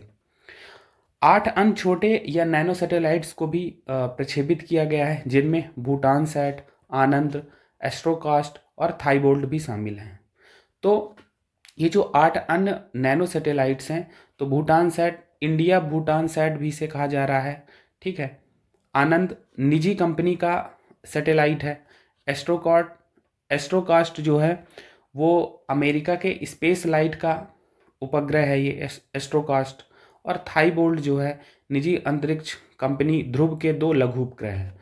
तो इनके बारे में कुछ हमने मूलभूत बातें जानी। अगर पूछा जाएगा कि भूटान सैट, आनंद, एस्ट्रोकास्ट, थाईबोल्ट को किसके द्वारा प्रक्षेपित किया गया, तो PSLV C-54। तो ये बातें ध्यान रखनी है। चलते हैं आगे और अगली बात देखते हैं। अगली बात INS मोरमुगाओ के बारे में है। अब INS मोरमुगाओ है क्या? ये विध्वंसक युद्धपोत है। अभी चर्चा में क्यों रहा है? क्योंकि भारतीय नौसेना को इसे सौंप दिया गया है नवंबर 2022 में। अब अगर हम INS मोरमुगाओ के बारे में कुछ बातें जानें, तो इसका विकास प्रोजेक्ट 15B के तहत किया गया है। जैसा कि हमने बात की कि ये विध्वंसक युद्धपोत है, और ये विध्वंसक प्रोजेक्ट 15B के तहत निर्मित दूसरा विध्वंसक युद्धपोत है। एक चीज़ यहाँ पर हमको ध्यान रखना है कि जो प्रोजेक्ट 15B योजना है, इस योजना के तहत देश के 4 कोनों के प्रमुख शहरों विशाखापट्टनम, मोरमुगाओ, इम्फाल और सूरत के नाम पर 4 युद्धपोतों का निर्माण किया जाना है। एक का हो चुका है INS विशाखापट्टनम। अब दूसरे की बात हम कर रहे हैं INS मोरमुगाओ। अब ये जो मोरमुगाओ शहर है ये कहाँ स्थित है? गोवा में स्थित है। वहीं इम्फाल जो है मणिपुर में है और सूरत गुजरात में है। तो 2 और बाकी हैं इसमें। दूसरे की बात हम कर रहे हैं INS मोरमुगाओ की। निर्माण किसके द्वारा किया गया? INS मोरमुगाओ का मझगांव डाक शिप बिल्डर्स मुंबई के द्वारा। कुछ विशेषताएं भी इसके बारे में बताई जाती हैं कि इसकी विस्थापन क्षमता लगभग 7400 टन है, लंबाई 179 मीटर है, चौड़ाई 17 मीटर है, और स्टील गाइडेड मिसाइल से युक्त है ये विध्वंसक युद्धपोत, यानी रडार से बचने में सक्षम है। Surface to air missile, anti submarine मिसाइलों से युक्त है ये। तो अगर पूछा जाएगा INS मोरमुगाओ, तो ध्यान रखना है कि ये विध्वंसक युद्धपोत है, प्रोजेक्ट 15B के तहत निर्मित है। प्रोजेक्ट 15B क्या कहता है कि देश के 4 कोनों के प्रमुख शहरों के नाम पर इन विध्वंसक युद्धपोतों का नाम रखा गया है और निर्माण कर रहा है मझगांव डाक शिप बिल्डर्स। ये बातें ध्यान रखनी है। चलते हैं आगे। हाल ही में नासा का आर्टेमिस मिशन चर्चा में रहा। अब ये नासा का जो आर्टेमिस मिशन है क्यों चर्चा में रहा? क्योंकि नासा के आर्टेमिस मिशन के पहले चरण का सफल परीक्षण किया गया है नवंबर 2022 में, और इसीलिए चर्चा में रहा। हमारे एग्जाम में क्या पूछा जाएगा? सीधा सा पूछा जाएगा कि आर्टेमिस मिशन का संबंध किस देश से है, आर्टेमिस मिशन किसके लिए है? तो नासा का ये चंद्रमा मिशन है, यानी आर्टेमिस मिशन का संबंध चंद्रमा से है, मून मिशन है ये। और वर्ष 2024 तक चंद्रमा पर मनुष्य को भेजे जाने का ये आर्टेमिस मिशन है। तो सीधी सी बात अगर पूछा जाएगा तो हमें ध्यान रखना है कि आर्टेमिस मिशन वर्ष 2024 तक चंद्रमा पर मनुष्य को भेजने की योजना रखता है, और ये नासा का है। ये बातें ध्यान रखनी है। अगली बात सी विजिल एक्सरसाइज 2022 के बारे में है। तो सी विजिल एक्सरसाइज 2022 क्या है? Pan India coastal defence exercise है, यानी भारत के तटीय क्षेत्रों, कोस्टल जोन्स व विशिष्ट आर्थिक जोन, एक्सक्लूसिव इकोनॉमिक जोन की सुरक्षा हेतु अभ्यास है। ज्ञात हो कि देश की जो तटीय सीमा है वो कितनी है? लगभग 7500 किलोमीटर की है। तो देश के लगभग 7500 किलोमीटर की तटीय क्षेत्र व विशिष्ट आर्थिक जोन की निगरानी एवं सुरक्षा हेतु ये एक्सरसाइज है सी विजिल एक्सरसाइज 22। अब ये कब हुई? 15 से 16 नवंबर 2022 को भारतीय नौसेना व अन्य हितधारकों के साथ। अब अन्य हितधारक में कौन कौन हो सकते हैं? तटरक्षक बल हो सकते हैं, राज्यों की तटीय पुलिस हो सकती है। अब कितने राज्यों की तटीय सीमा है? तो 9 राज्यों की तटीय सीमा है, ध्यान रखना है, यानी 9 राज्यों से समुद्र की सीमा लगती है भारत के। तो 9 राज्यों और 4 केंद्र शासित प्रदेशों के की जो तटीय पुलिस है उसने इस अभ्यास में भाग लिया, ठीक है। और ये सब बातें हैं। कुछ और बातें हैं कि पहला जो ये जो सी विजिल एक्सरसाइज 2022 था, तो ये तीसरा अभ्यास था, ये तीसरी एक्सरसाइज थी। प्रत्येक 2 वर्ष में आयोजित होती है। पहली एक्सरसाइज कब हुई थी? 2019 में, फिर 2021 में हुई, अभी 2022 में हुई है। तो ये बातें ध्यान रखनी है अगर हमारे एग्जाम में पूछा जाए कि सी विजिल एक्सरसाइज किस देश की है, तो ये भारत की है। Pan India coastal defence exercise यानी तटीय क्षेत्रों की सुरक्षा के लिए एक्सरसाइज की गई है। भारतीय नौसेना व अन्य हितधारक तटरक्षक बल हो सकते हैं, राज्यों की तटीय पुलिस हो सकती है, बंदरगाह प्राधिकरण एजेंसियां हो सकती हैं। तो ये सब ने इस एक्सरसाइज में भाग लिया और ये तीसरी थी, ये ध्यान रखना है। चलते हैं आगे और अगली बात करते हैं। अगली बात C-295 एयरक्राफ्ट के बारे में है। अभी हाल ही में चर्चा में क्यों रहा है? क्योंकि प्रधानमंत्री नरेंद्र मोदी द्वारा वडोदरा में भारतीय वायुसेना के लिए C-295 परिवहन विमान ट्रांसपोर्ट एयरक्राफ्ट के निर्माण हेतु टाटा एयरबस प्रोजेक्ट की आधारशिला रखी गई है प्रधानमंत्री नरेंद्र मोदी द्वारा। ये कब की बात है? 30 अक्टूबर 2022 को। ध्यान रखना है कि अगर पूछा जाएगा कि C-295 एयरक्राफ्ट के निर्माण की आधारशिला कहाँ रखी गई है, तो गुजरात के बड़ोदरा में। समझते हैं अभी इसमें और भी बातें। जो ये टाटा एयरबस प्रोजेक्ट है, तो यह परियोजना रक्षा क्षेत्र में आत्मनिर्भरता की दिशा में महत्वपूर्ण है। इस परियोजना के तहत एडवांस सिस्टम व एयरबेस डिफेंस कंसोर्टियम द्वारा भारतीय वायुसेना के लिए बहुउद्देशीय परिवहन विमानों का विकास किया जाएगा और देश में ये पहली ऐसी परियोजना है जिसके तहत निजी क्षेत्र की किसी कंपनी द्वारा सैन्य विमानों का निर्माण देश में ही किया जाएगा।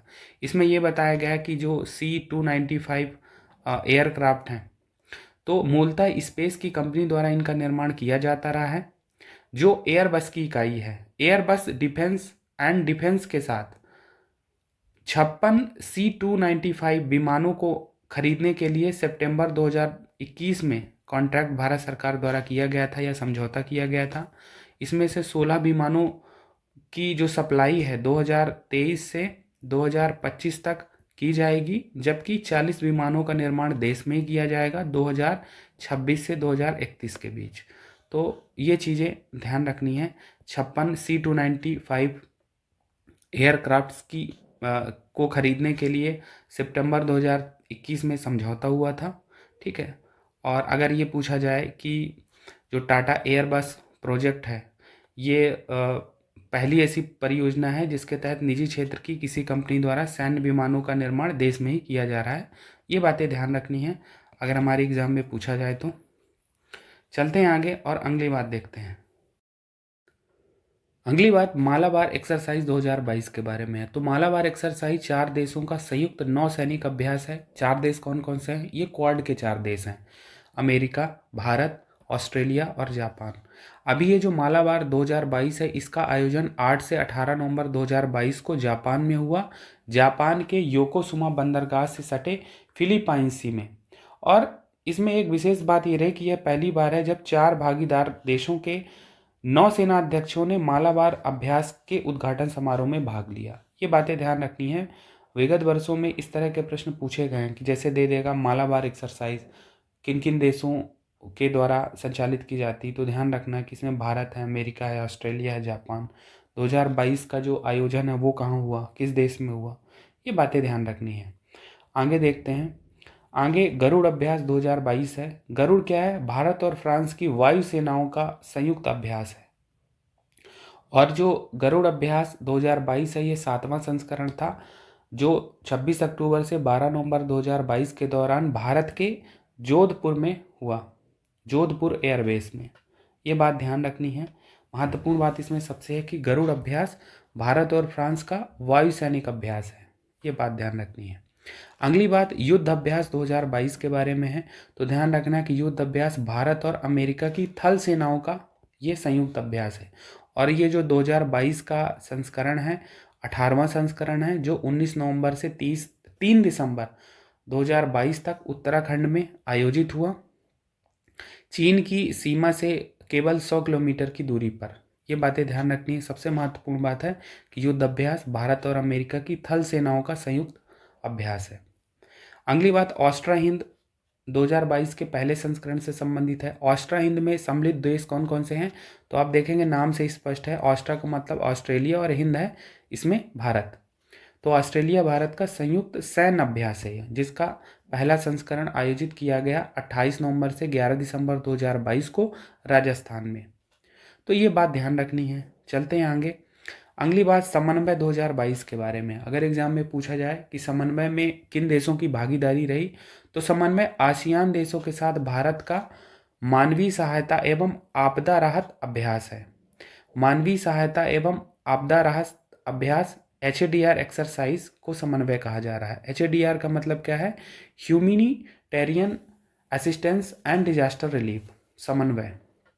इसका आयोजन 28 से 30 नवंबर 2022 को आगरा के वायु सैनिक केंद्र पर किया गया।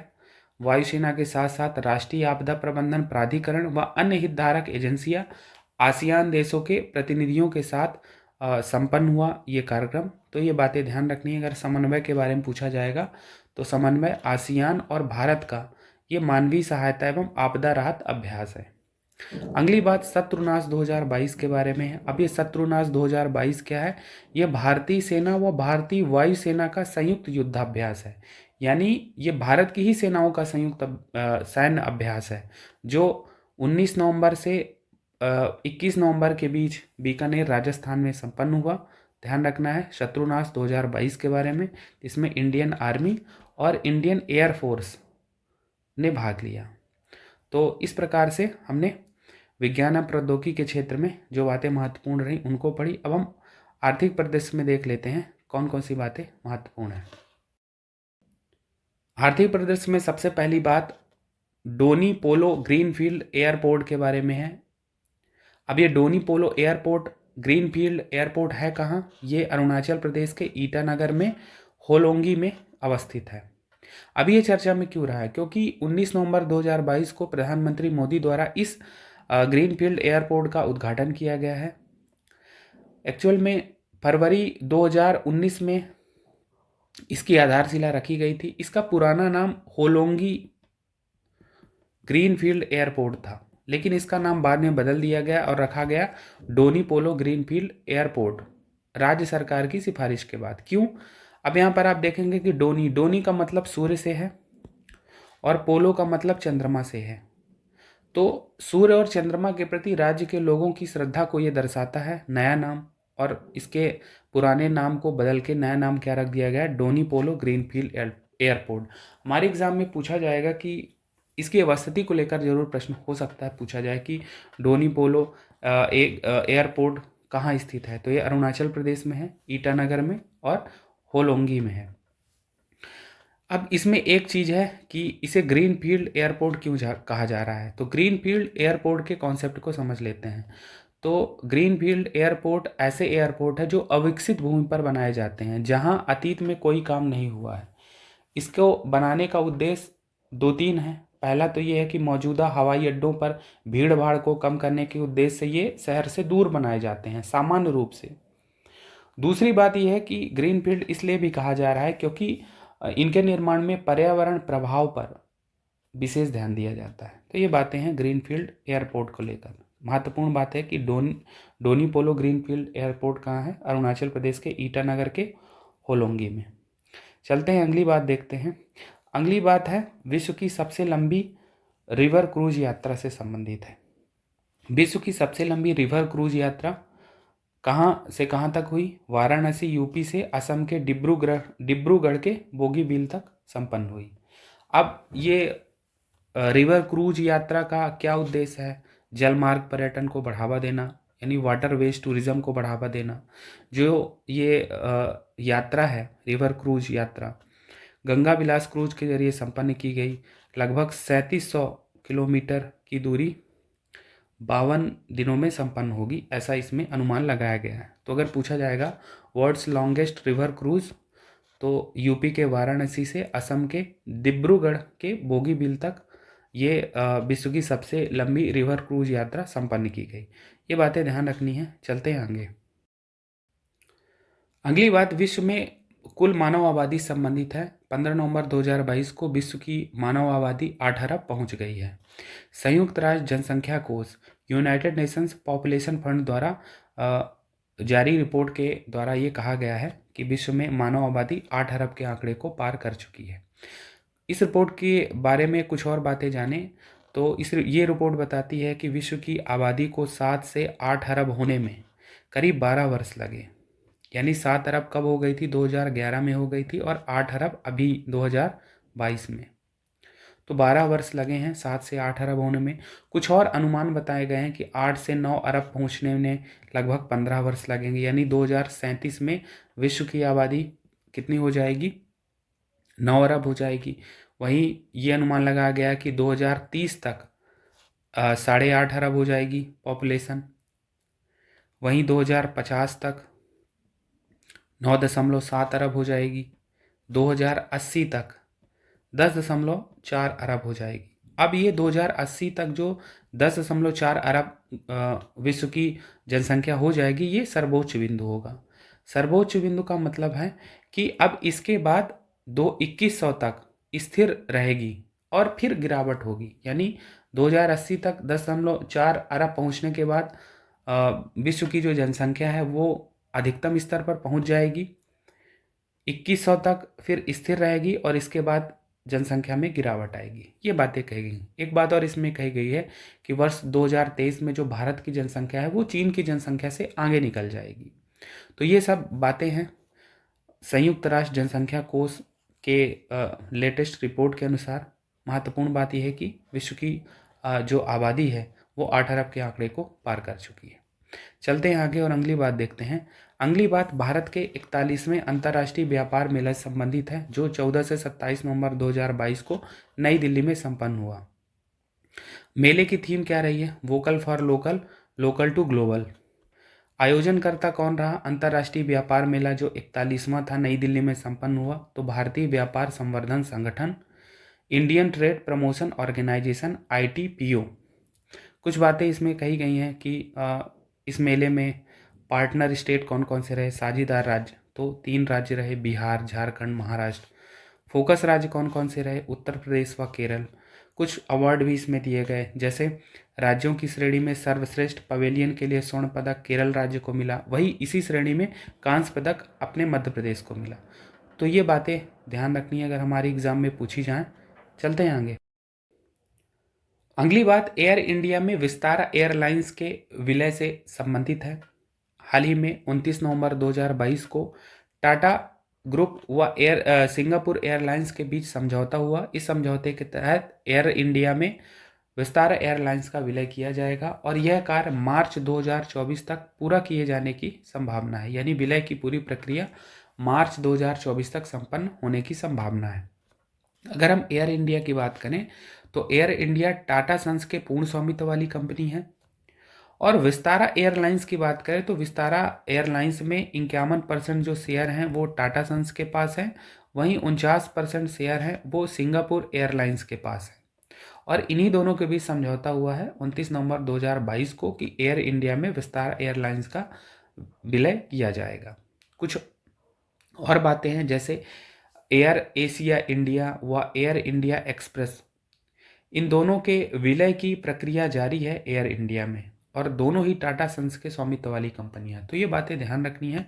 तो इस प्रकार से आज की क्लास में हमने नवंबर 2022 में चर्चा में रहे आर्थिक परिदृश्य को देखा और विज्ञान एवं प्रौद्योगिकी के क्षेत्र में जो भी बातें महत्वपूर्ण रही उनको पढ़ने की कोशिश की। अब हम नवंबर 2022 में चर्चा में रहे महत्वपूर्ण व्यक्तित्वों को पढ़ेंगे। सबसे पहले हम नियुक्तियों के कारण चर्चा में रहे महत्वपूर्ण व्यक्तित्वों को पढ़ लेते हैं। इसमें सबसे पहले व्यक्तित्व हैं अरुण गोयल। अरुण गोयल को हाल ही में भारत का चुनाव आयुक्त नियुक्त किया गया है। कब की बात है? नवंबर 2022 में। राजीव कुमार जो कि भारत के मुख्य चुनाव आयुक्त हैं, चीफ इलेक्शन कमिश्नर हैं, तो राजीव कुमार को चीफ इलेक्शन कमिश्नर बनाया गया और उससे चुनाव आयुक्त का एक पद खाली हो गया और तभी अरुण गोयल की नियुक्ति की गई है चुनाव आयुक्त के रूप में। ज्ञात हो कि जो भारत का निर्वाचन आयोग है वो 3 सदस्यीय है, जिसमें एक अध्यक्ष होते हैं और 2 अन्य सदस्य होते हैं। अध्यक्ष कौन है? राजीव कुमार। और 2 अन्य सदस्यों में अभी एक नियुक्ति हुई है अरुण गोयल के रूप में, और दूसरे जो सदस्य हैं वो हैं अनूप चंद्र पांडे, ये दूसरे चुनाव आयुक्त हैं। तो ये बात ध्यान रखनी है। अगर अरुण गोयल जी के बारे में कुछ बातें जाने तो भारतीय प्रशासनिक सेवा के पंजाब काडर के 1985 बैच के IAS अधिकारी रहे हैं। चलते हैं आगे और अगले व्यक्तित्व को देखते हैं। अगले व्यक्तित्व हैं प्रीति सूदन।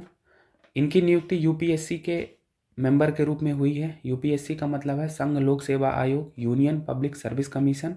प्रीति सूदन 1983 बैच की आईएएस अधिकारी रही हैं। तो ध्यान रखना है कि अगर पूछा जाएगा कि प्रीति सूदन की नियुक्ति कहाँ हुई है तो यूपीएससी के मेंबर के रूप में हुई है। अभी यूपीएससी का अध्यक्ष कौन है? यूपीएससी के अध्यक्ष है डॉक्टर मनोज सोनी। इनका कार्यकाल 2023 तक रहेगा। कब? 27/6/2023 तक ये यूपीएससी के अध्यक्ष रहेंगे। अगले जो व्यक्तित्व हैं वो हैं अरविंद विरमानी। अरविंद विरमानी क्यों चर्चा में रहे हैं? इनकी नियुक्ति हुई है नीति आयोग के पूर्णकालिक सदस्य के रूप में। अरविंद विरमानी वरिष्ठ अर्थशास्त्री रहे हैं। 2007 से 9 के दौरान मनमोहन सरकार में वित्त मंत्री के प्रधान आर्थिक सलाहकार रहे हैं ये, और इनकी नियुक्ति हुई है नीति आयोग के पूर्णकालिक सदस्य के रूप में। नीति आयोग के बारे में जाने तो नीति आयोग की स्थापना हुई है 1 जनवरी 2015 को। इसका फुल फॉर्म क्या है? नीति आयोग का फुल फॉर्म क्या है? National institution for transforming India. ये एक थिंक टैंक है। अगर हम इसकी संरचना की बात करें तो इसके अध्यक्ष कौन होते हैं? पीएम होते हैं। इसमें एक गवर्निंग काउंसिल होती है जिसमें सभी राज्यों और केंद्र शासित प्रदेशों के सीएम और उपराज्यपाल सम्मिलित होते हैं। इसमें क्षेत्रीय परिषद भी होती है। इसमें पूर्णकालिक सदस्य होते हैं जो राज्य मंत्री के समकक्ष दर्जा रखते हैं, और उन्हीं पूर्णकालिक सदस्यों के संदर्भ में नियुक्ति हुई है अरविंद विरमानी की। ठीक है, तो ये बात ध्यान रखनी है। चलते हैं आगे और अगले व्यक्तित्व को देखते हैं। अगले व्यक्तित्व हैं संजय कुमार मिश्र, एसके मिश्र। अभी इनकी नियुक्ति कहाँ हुई है? ये प्रवर्तन निदेशालय के निदेशक के रूप में नियुक्त रहे हैं नवंबर 2018 से। हाल ही में इनके कार्यकाल में 1 वर्ष की और वृद्धि की गई है। अब ये नवंबर 2023 तक प्रवर्तन निदेशालय के निदेशक के रूप में रहेंगे या कार्य करेंगे। अब अगर हम एसके मिश्र के बारे में या संजय कुमार मिश्र के बारे में कुछ बातें जानें तो भारतीय राजस्व सेवा के अधिकारी रहे हैं, और नवंबर 2018 में ईडी का निदेशक इन्हें नियुक्त किया गया था। अभी चर्चा में क्यों रहे हैं? क्योंकि इनके कार्यकाल में 1 वर्ष की वृद्धि की गई है। अगले व्यक्तित्व को देखते हैं। अगले व्यक्तित्व हैं सीवी आनंद बोस। सीवी आनंद बोस को हाल में पश्चिम बंगाल का नया राज्यपाल बनाया गया है, और इन्होंने किसकी जगह ली है? जगदीप धनखड़ की ली है। अब जगदीप धनखड़ की नियुक्ति भारत के उपराष्ट्रपति के रूप में की गई है, तो इस कारण से पश्चिम बंगाल के राज्यपाल का पद खाली हो गया था, क्योंकि उपराष्ट्रपति जगदीप धनखड़ अपनी नियुक्ति से पहले पश्चिम बंगाल के राज्यपाल थे। अभी सीवी आनंद बोस को पश्चिम बंगाल का नया राज्यपाल बनाया गया है, और सीवी आनंद बोस केरल कैडर के सेवानिवृत्त आईएएस अधिकारी रहे हैं। तो ये बातें ध्यान रखनी है। तो नियुक्तियों के कारण जो भी व्यक्ति चर्चा में रहे उनको एक बार पढ़ लेना है, हो सकता है यहाँ से एग्जाम में पूछा जाए। अब हम निधन के कारण चर्चा में रहे महत्वपूर्ण व्यक्तित्वों को देख लेते हैं। इसमें सबसे पहला नाम इलाबेन भट्ट जी का है। इलाबेन भट्ट है कौन? ये जानी मानी समाज सेविका रही हैं, गांधीवादी सामाजिक कार्यकर्ता रही हैं, और 2 नवंबर 2022 को 89 वर्ष की आयु में इनका निधन हो गया। इनके बारे में एक सबसे महत्वपूर्ण बात है सेवा संगठन। सेवा का मतलब है सेल्फ एम्प्लॉयड वुमेन्स एसोसिएशन, स्वश्रयी महिला सेवा संघ की इन्होंने स्थापना की, जो महिलाओं को रोजगार दिलाने हेतु समर्पित था। इन्हें सामुदायिक नेतृत्व के लिए 1997 का रैमन मैग्सेसे पुरस्कार दिया गया। राइट लिवलीहुड पुरस्कार मिला 1984 में, पद्मश्री सम्मान मिला 1985 में, पद्म भूषण 1986 में, इंदिरा गांधी अंतर्राष्ट्रीय पुरस्कार 2011 दिया गया शांति निशस्त्रीकरण एवं विकास हेतु। 2012 की बात है, 2012 में अमेरिका की तत्कालीन विदेश मंत्री रही हैं हिलेरी क्लिंटन। उन्होंने इलाबेन भट्ट को अपना आदर्श बताते हुए कहा था कि विश्व में अनेक नायक एवं नायिकाएं हैं और इलाबेन भट्ट उनमें से एक हैं। तो इस प्रकार से ये इलाबेन के समाज के प्रति, देश के प्रति किए गए कार्यों को ही बताता है कि उनकी एक वैश्विक लोकप्रियता थी। तो ध्यान रखना है, अगर पूछा जाएगा इलाबेन भट्ट जी के बारे में तो जानी मानी समाज सेविका, गांधीवादी सामाजिक कार्यकर्ता रही हैं। इनके संगठन का नाम ध्यान रखना है स्वश्रयी महिला सेवा संघ, अंग्रेजी में इसका नाम है सेवा, सेल्फ एम्प्लॉयड वुमेन्स एसोसिएशन। ठीक है, इनको जो जो पुरस्कार या सम्मान मिले जैसे Ramon Magsaysay, Right Livelihood, Padma Shri, Padma Bhushan, ठीक है, तो ये बातें ध्यान रखनी है। चलते हैं अगले व्यक्तित्व को देखते हैं। अगले व्यक्तित्व हैं विक्रम गोखले। ये कौन है? ये जाने माने अभिनेता रहे हैं, हिंदी फिल्म और टेलीविज़न कलाकार रहे हैं, और 26 नवंबर को पुणे में 77 वर्ष की आयु में इनका निधन हो गया। इनकी लोकप्रियता थी सबसे पहले मराठी फिल्म अनुमति में शानदार अभिनय के लिए इन्हें 2013 में राष्ट्रीय पुरस्कार मिला। तो ये काफ़ी लोकप्रिय जाने माने अभिनेता रहे हैं और हाल ही में इनका निधन हो गया। ध्यान रखना है, अगर पूछा जाएगा विक्रम गोखले का संबंध किस क्षेत्र से है तो कला से संबंधित रहे हैं। तो चलते हैं आगे। अगले व्यक्तित्व है श्याम शरण नेगी। श्याम शरण नेगी कौन है? ये स्वतंत्र भारत के पहले मतदाता के रूप में लोकप्रिय हैं। इन्होंने 1951-52 के पहले आम चुनाव में भाग लिया था। और अगर हमारे एग्जाम में पूछा जाए कि स्वतंत्र भारत के पहले मतदाता कौन है तो वो है श्याम शरण नेगी। 5 नवंबर 2022 को 105 वर्ष की आयु में इनका निधन हो गया। इनका संबंध हिमाचल प्रदेश के किन्नौर जिले से था। तो ये बात ध्यान रखनी है, स्वतंत्र भारत के पहले मतदाता कौन थे? श्याम शरण नेगी। अगले व्यक्तित्व हैं तबस्सुम गोविल। ये कौन है? ये बॉलीवुड की प्रसिद्ध अभिनेत्री रही हैं। 18 नवंबर 2022 को 78 वर्ष की आयु में इनका निधन हो गया। इनकी लोकप्रियता एक टीवी प्रोग्राम फूल खिले हैं गुलशन गुलशन से हुई। तो ध्यान रखना है तबस्सुम गोविल के बारे में। अगले व्यक्तित्व हैं जियांग जेमिन। ये कौन है? ये चीन के पूर्व राष्ट्रपति हैं। 96 वर्ष की आयु में 30 नवंबर को इनका निधन हो गया। तो जियांग जेमिन का संबंध चीन से है, चीन के पूर्व राष्ट्रपति रहे। तो ध्यान रखना है। तो इस प्रकार से हमने नियुक्तियों और निधन के कारण चर्चा में रहे महत्वपूर्ण व्यक्तित्वों को पढ़ा। चलते हैं आगे। अब हम नवंबर 2022 में पुरस्कार और सम्मान जो चर्चा में रहे उनको देख लेते हैं। इसमें सबसे पहली बात संगीत नाटक अकादमी के वर्ष 2019, 20 और 21 के पुरस्कारों से संबंधित है। तो संगीत नाटक अकादमी के वर्ष 2019, 20 और 21 के पुरस्कारों की घोषणा 25 नवंबर 2022 को की गई और 41 कलाकारों को 19, 20 व 21 के पुरस्कार दिए गए। इन पुरस्कारों की घोषणा के साथ ही 2019, 20 व 21 के लिए अकादमी के बिस्मिल्लाह खां युवा पुरस्कारों की भी घोषणा की गई। जैसा कि यहाँ पर लिखा हुआ है 19, 20 और 21 के लिए 33 कलाकारों को अकादमी का बिस्मिल्लाह खां युवा पुरस्कार दिया गया। वहीं आज़ादी के अमृत महोत्सव के उपलक्ष्य में एक नए पुरस्कार की घोषणा की गई जिसे नाम दिया गया वन टाइम अमृत पुरस्कार। 10 कलाकारों को संगीत नाटक अकादमी की फेलोशिप का अवार्ड मिला है। तो ये बातें महत्वपूर्ण हैं। अब हम एक एक करके कुछ चीज़ें देख लेते हैं जो हमारी परीक्षा की दृष्टि से महत्वपूर्ण है। जैसे संगीत नाटक अकादमी पुरस्कार किन क्षेत्रों में दिया जाता है? तो जो संगीत नाटक अकादमी पुरस्कार है ये संगीत, नृत्य एवं अन्य विविध कलाओं जैसे रंगमंच, पारंपरिक लोक नृत्य, जनजातीय नृत्य, इन सब कलाओं में समग्र योगदान के लिए दिया जाता रहा है। जैसा कि अभी हमने बात की कि वर्ष 2019, 20 व 21 के लिए 41 कलाकारों को यह सम्मान दिया गया है। अब हम एक लिस्ट देख लेते हैं कि किन किन व्यक्तित्वों को मिला है। ज़्यादा इम्पोर्टेंट नहीं है, बस हमें ध्यान रखना है। एक बात देख जरूर लेते हैं। ध्यान रखना कि संगीत नाटक अकादमी के अंतर्गत 1 लाख रुपए की पुरस्कार राशि दी जाती है। तो चलिए लिस्ट देख लेते हैं। वर्ष 2019, 20 और 21 के लिए जो संगीत नाटक अकादमी पुरस्कारों की घोषणा की गई है हम क्रम से देख लेते हैं। जैसे 2019 के लिए ये संगीत नाटक अकादमी पुरस्कार हैं, एकेडमी पुरस्कार हैं। और हमने बात की कि संगीत नाटक अकादमी पुरस्कार विभिन्न श्रेणियों में दिए जाते हैं, जैसे संगीत है, नृत्य है, ठीक है। तो ऐसे ही आप देखेंगे कि म्यूजिक के फील्ड में 11 लोगों को मिला 2019 के लिए। वहीं आप देखेंगे डांस के लिए 9 लोगों को मिला, थिएटर के लिए 9 लोगों को। ऐसे ही आप देखेंगे 10 लोगों को मिला है ट्रेडिशनल, फोक, ट्राइबल डांस, म्यूजिक, थिएटर और पपेट्री के लिए। वहीं फील्ड ऑफ ओवरऑल कंट्रीब्यूशन के लिए 2 लोगों को मिला। तो आप इनको जब ऐड करेंगे तो 41 हो जाएगा। ऐसे ही 2020 के लिए भी 41 लोगों को मिला है। अब इनके नाम पढ़ना, ध्यान रखना थोड़ा कठिन बात है, बस हमको ध्यान रखना है कि कितने कितने लोगों को मिला है। ऐसे ही आप देखेंगे विभिन्न श्रेणियों में। और 2021 के लिए भी ऐसे 41 लोगों को मिला है, जैसे म्यूजिक में 11। तो ये सब है। हमने बात की थी कि जो फेलोशिप अवार्ड है वो 10 लोगों को मिला है, ठीक है। तो ये फेलोशिप अवार्ड है जिसमें ये 10 लोगों को मिला है। इसमें एक प्रमुख नाम आप देखेंगे कि तीजन बाई का है। तो तीजन बाई कौन है? पंडवानी लोक गायक से इनका संबंध रहा है और ये छत्तीसगढ़ राज्य से संबंधित है।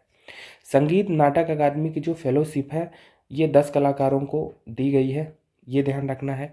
संगीत नाटक अकादमी का जो फेलोशिप सम्मान है, यह अकादमी का सबसे प्रतिष्ठित व दुर्लभ सम्मान है। इसमें सम्मान राशि 3 लाख रुपए दी जाती है।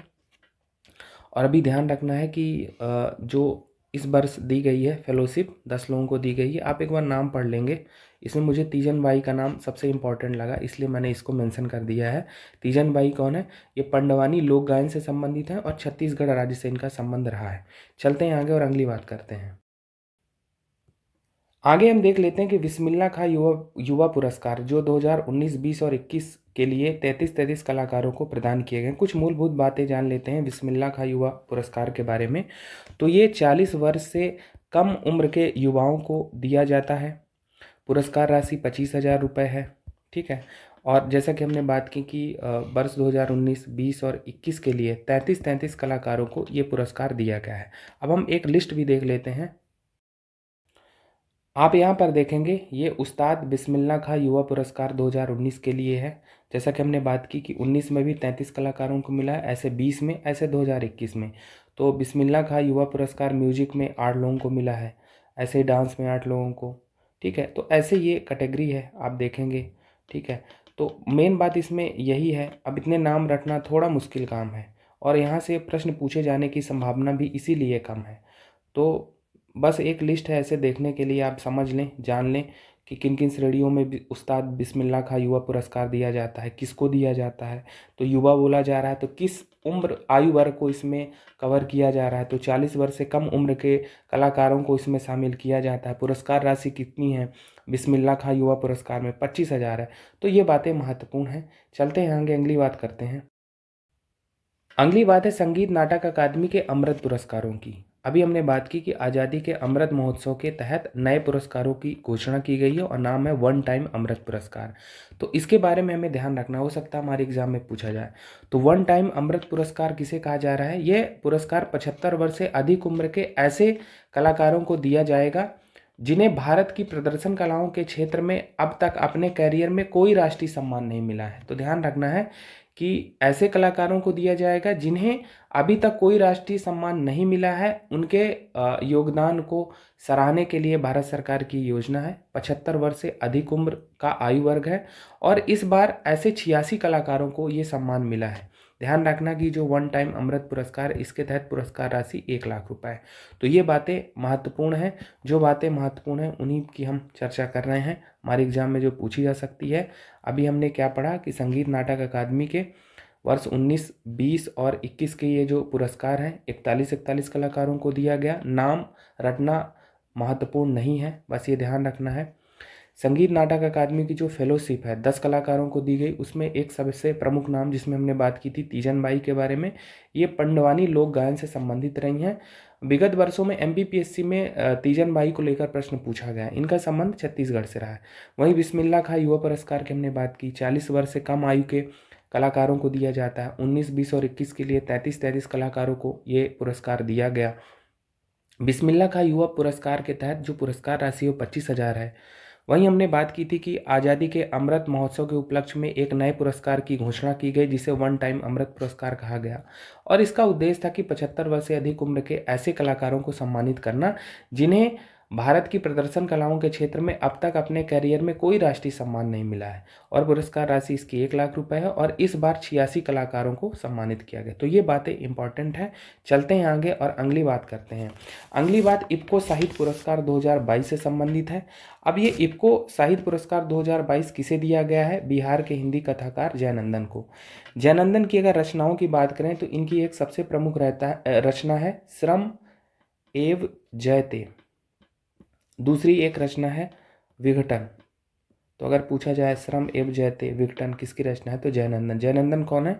ये बिहार के हिंदी कथाकार हैं। हाल ही में चर्चा में क्यों रहे? क्योंकि इन्हें इफ्को साहित्य पुरस्कार 2022 दिया गया है। अब हम इफ्को साहित्य पुरस्कार के बारे में कुछ मूलभूत बातें जान लेते हैं। तो इफ्को का मतलब यहाँ पर क्या है? India farmers fertiliser cooperative limited, ये इफ्को का फुल फॉर्म है। हिंदी रूपांतरण है इसका भारतीय किसान उर्वरक सहकारी लिमिटेड। ये भारत की सबसे बड़ी सहकारी समितियों में से एक है और इसकी स्थापना 1967 में की गई थी और इसका जो हेडक्वार्टर है वो नई दिल्ली में है। अब इफ्को साहित्य पुरस्कार के बारे में जान लेते हैं। तो जो इफ्को का साहित्य पुरस्कार है वो प्रसिद्ध कवि हिंदी उपन्यासकार एवं लेखक श्री लाल शुक्ल की स्मृति में दिया जाता है। ठीक है, अगर पूछा जाएगा कि किसकी स्मृति में दिया जाता है तो ये प्रसिद्ध हिंदी कवि और उपन्यासकार रहे हैं, लेखक रहे हैं श्री लाल शुक्ल। इनकी स्मृति में दिया जा रहा है वर्ष 2011 से। किस क्षेत्र में दिया जाता है? ग्रामीण एवं कृषि जीवन पर केंद्रित लेखन के लिए, ग्रामीण एवं कृषि जीवन पर केंद्रित लेखन के लिए, और इस लेखन को बढ़ावा देने के उद्देश्य से इफ्को साहित्य पुरस्कार दिया जाता है। श्री लाल शुक्ल की स्मृति में वर्ष 2011 से दिया जा रहा है। 2022 का सम्मान किसे मिला है? जयनंदन को, जो कि बिहार के हिंदी कथाकार हैं। हमने इफ्को की भी बात की कि इफ्को भारत की सबसे बड़ी सहकारी समितियों में से एक है। इसका फुल फॉर्म क्या है? India farmers fertilisers cooperative limited. चलते हैं आगे और अगली बात करते हैं। अगली बात 23वें लाल बहादुर शास्त्री पुरस्कार 2022 से संबंधित है। जो लाल बहादुर शास्त्री पुरस्कार है वो उत्कृष्टता के लिए दिया जाता है, Lal Bahadur Shastri award for excellence. अभी 2022 का पुरस्कार किसे दिया गया है? डॉक्टर बकुल ढोलकिया को, जो कि IIM अहमदाबाद के पूर्व निदेशक रहे हैं। और लाल बहादुर शास्त्री पुरस्कार के तहत जो पुरस्कार राशि है वो कितनी है? 5 लाख रुपए। अगर पूछा जाएगा कि लाल बहादुर शास्त्री पुरस्कार किस लिए दिया जाता है तो एक्सीलेंस या उत्कृष्टता के लिए दिया जाता है। 2022 का पुरस्कार किसे दिया गया, पुरस्कार राशि कितनी है, तो ये बातें ध्यान रखनी है। चलते हैं आगे और अगली बात करते हैं। अगली बात मिस अर्थ 2022 के बारे में है। वर्ष 2022 की जो 22वीं मिस अर्थ प्रतियोगिता है इसका फाइनल दौर फिलीपींस के मनीला में आयोजित हुआ 29 नवंबर 2022 को, और वहाँ दक्षिण कोरिया की मीना सिउ चोई को मिस अर्थ 2022 चुना गया। तो ध्यान रखना कि अगर पूछा जाएगा कि मिस अर्थ 2022 कौन है तो मीना सिउ चोई ये दक्षिण कोरिया की हैं। अब अगर हम देखें कि ये जो 22वीं मिस अर्थ प्रतियोगिता है इसमें भारत का प्रतिनिधित्व किसने किया, तो भारत का प्रतिनिधित्व किया है वंशिका परमार ने। वंशिका परमार ये मिस अर्थ इंडिया रही हैं और इन्होंने 22वीं मिस अर्थ प्रतियोगिता में भारत का प्रतिनिधित्व किया। कुछ और अवार्ड्स इसमें दिए गए हैं, जैसे क्या नाम है? मिस अर्थ एयर, ऐसे ही Miss earth water, Miss Earth fire. तो मिस अर्थ एयर का अवार्ड मिला है ऑस्ट्रेलिया की शेरडॉन मॉर्टलॉक को। वहीं मिस अर्थ वाटर का अवार्ड मिला है फिलिस्तीन की नदीम अयूब को, और कोलंबिया की एंड्रिया एग्यूलेरा को मिस वर्ल्ड फायर का अवार्ड मिला है। तो इसमें इतना इम्पोर्टेंट नहीं है क्योंकि भारत के किसी भी व्यक्तित्व को अवार्ड नहीं मिला है, तो मेरे हिसाब से यहाँ ज़्यादा ध्यान देने की ज़रूरत नहीं है। अगर हम ज़्यादा ध्यान ही रखना चाहते हैं तो मिस अर्थ 2022 के बारे में ध्यान रख सकते हैं कि दक्षिण कोरिया की सुंदरी हैं मीना सिउ चोई, इनको मिला है मिस अर्थ 2022। हाँ, भारत का प्रतिनिधित्व किसने किया ये जरूर ध्यान रख सकते हैं, तो वंशिका परिमार ने भारत का प्रतिनिधित्व किया 22वीं मिस अर्थ प्रतियोगिता में, जिसका फाइनल दौर कहाँ हुआ? फिलीपींस के मनीला में। ध्यान रखना है। चलते हैं आगे और अगली बात करते हैं। अगली बात सियोल शांति पुरस्कार 2022 के बारे में है। सियोल शांति पुरस्कार 2022 का पुरस्कार मिला है टिम बर्नेस-ली। अभी टिम बर्नेस-ली कौन है? WWW के जनक, वर्ल्ड वाइड वेब के जनक है। सियोल शांति पुरस्कारों की बात करें तो इनकी स्थापना 1990 में की गई थी।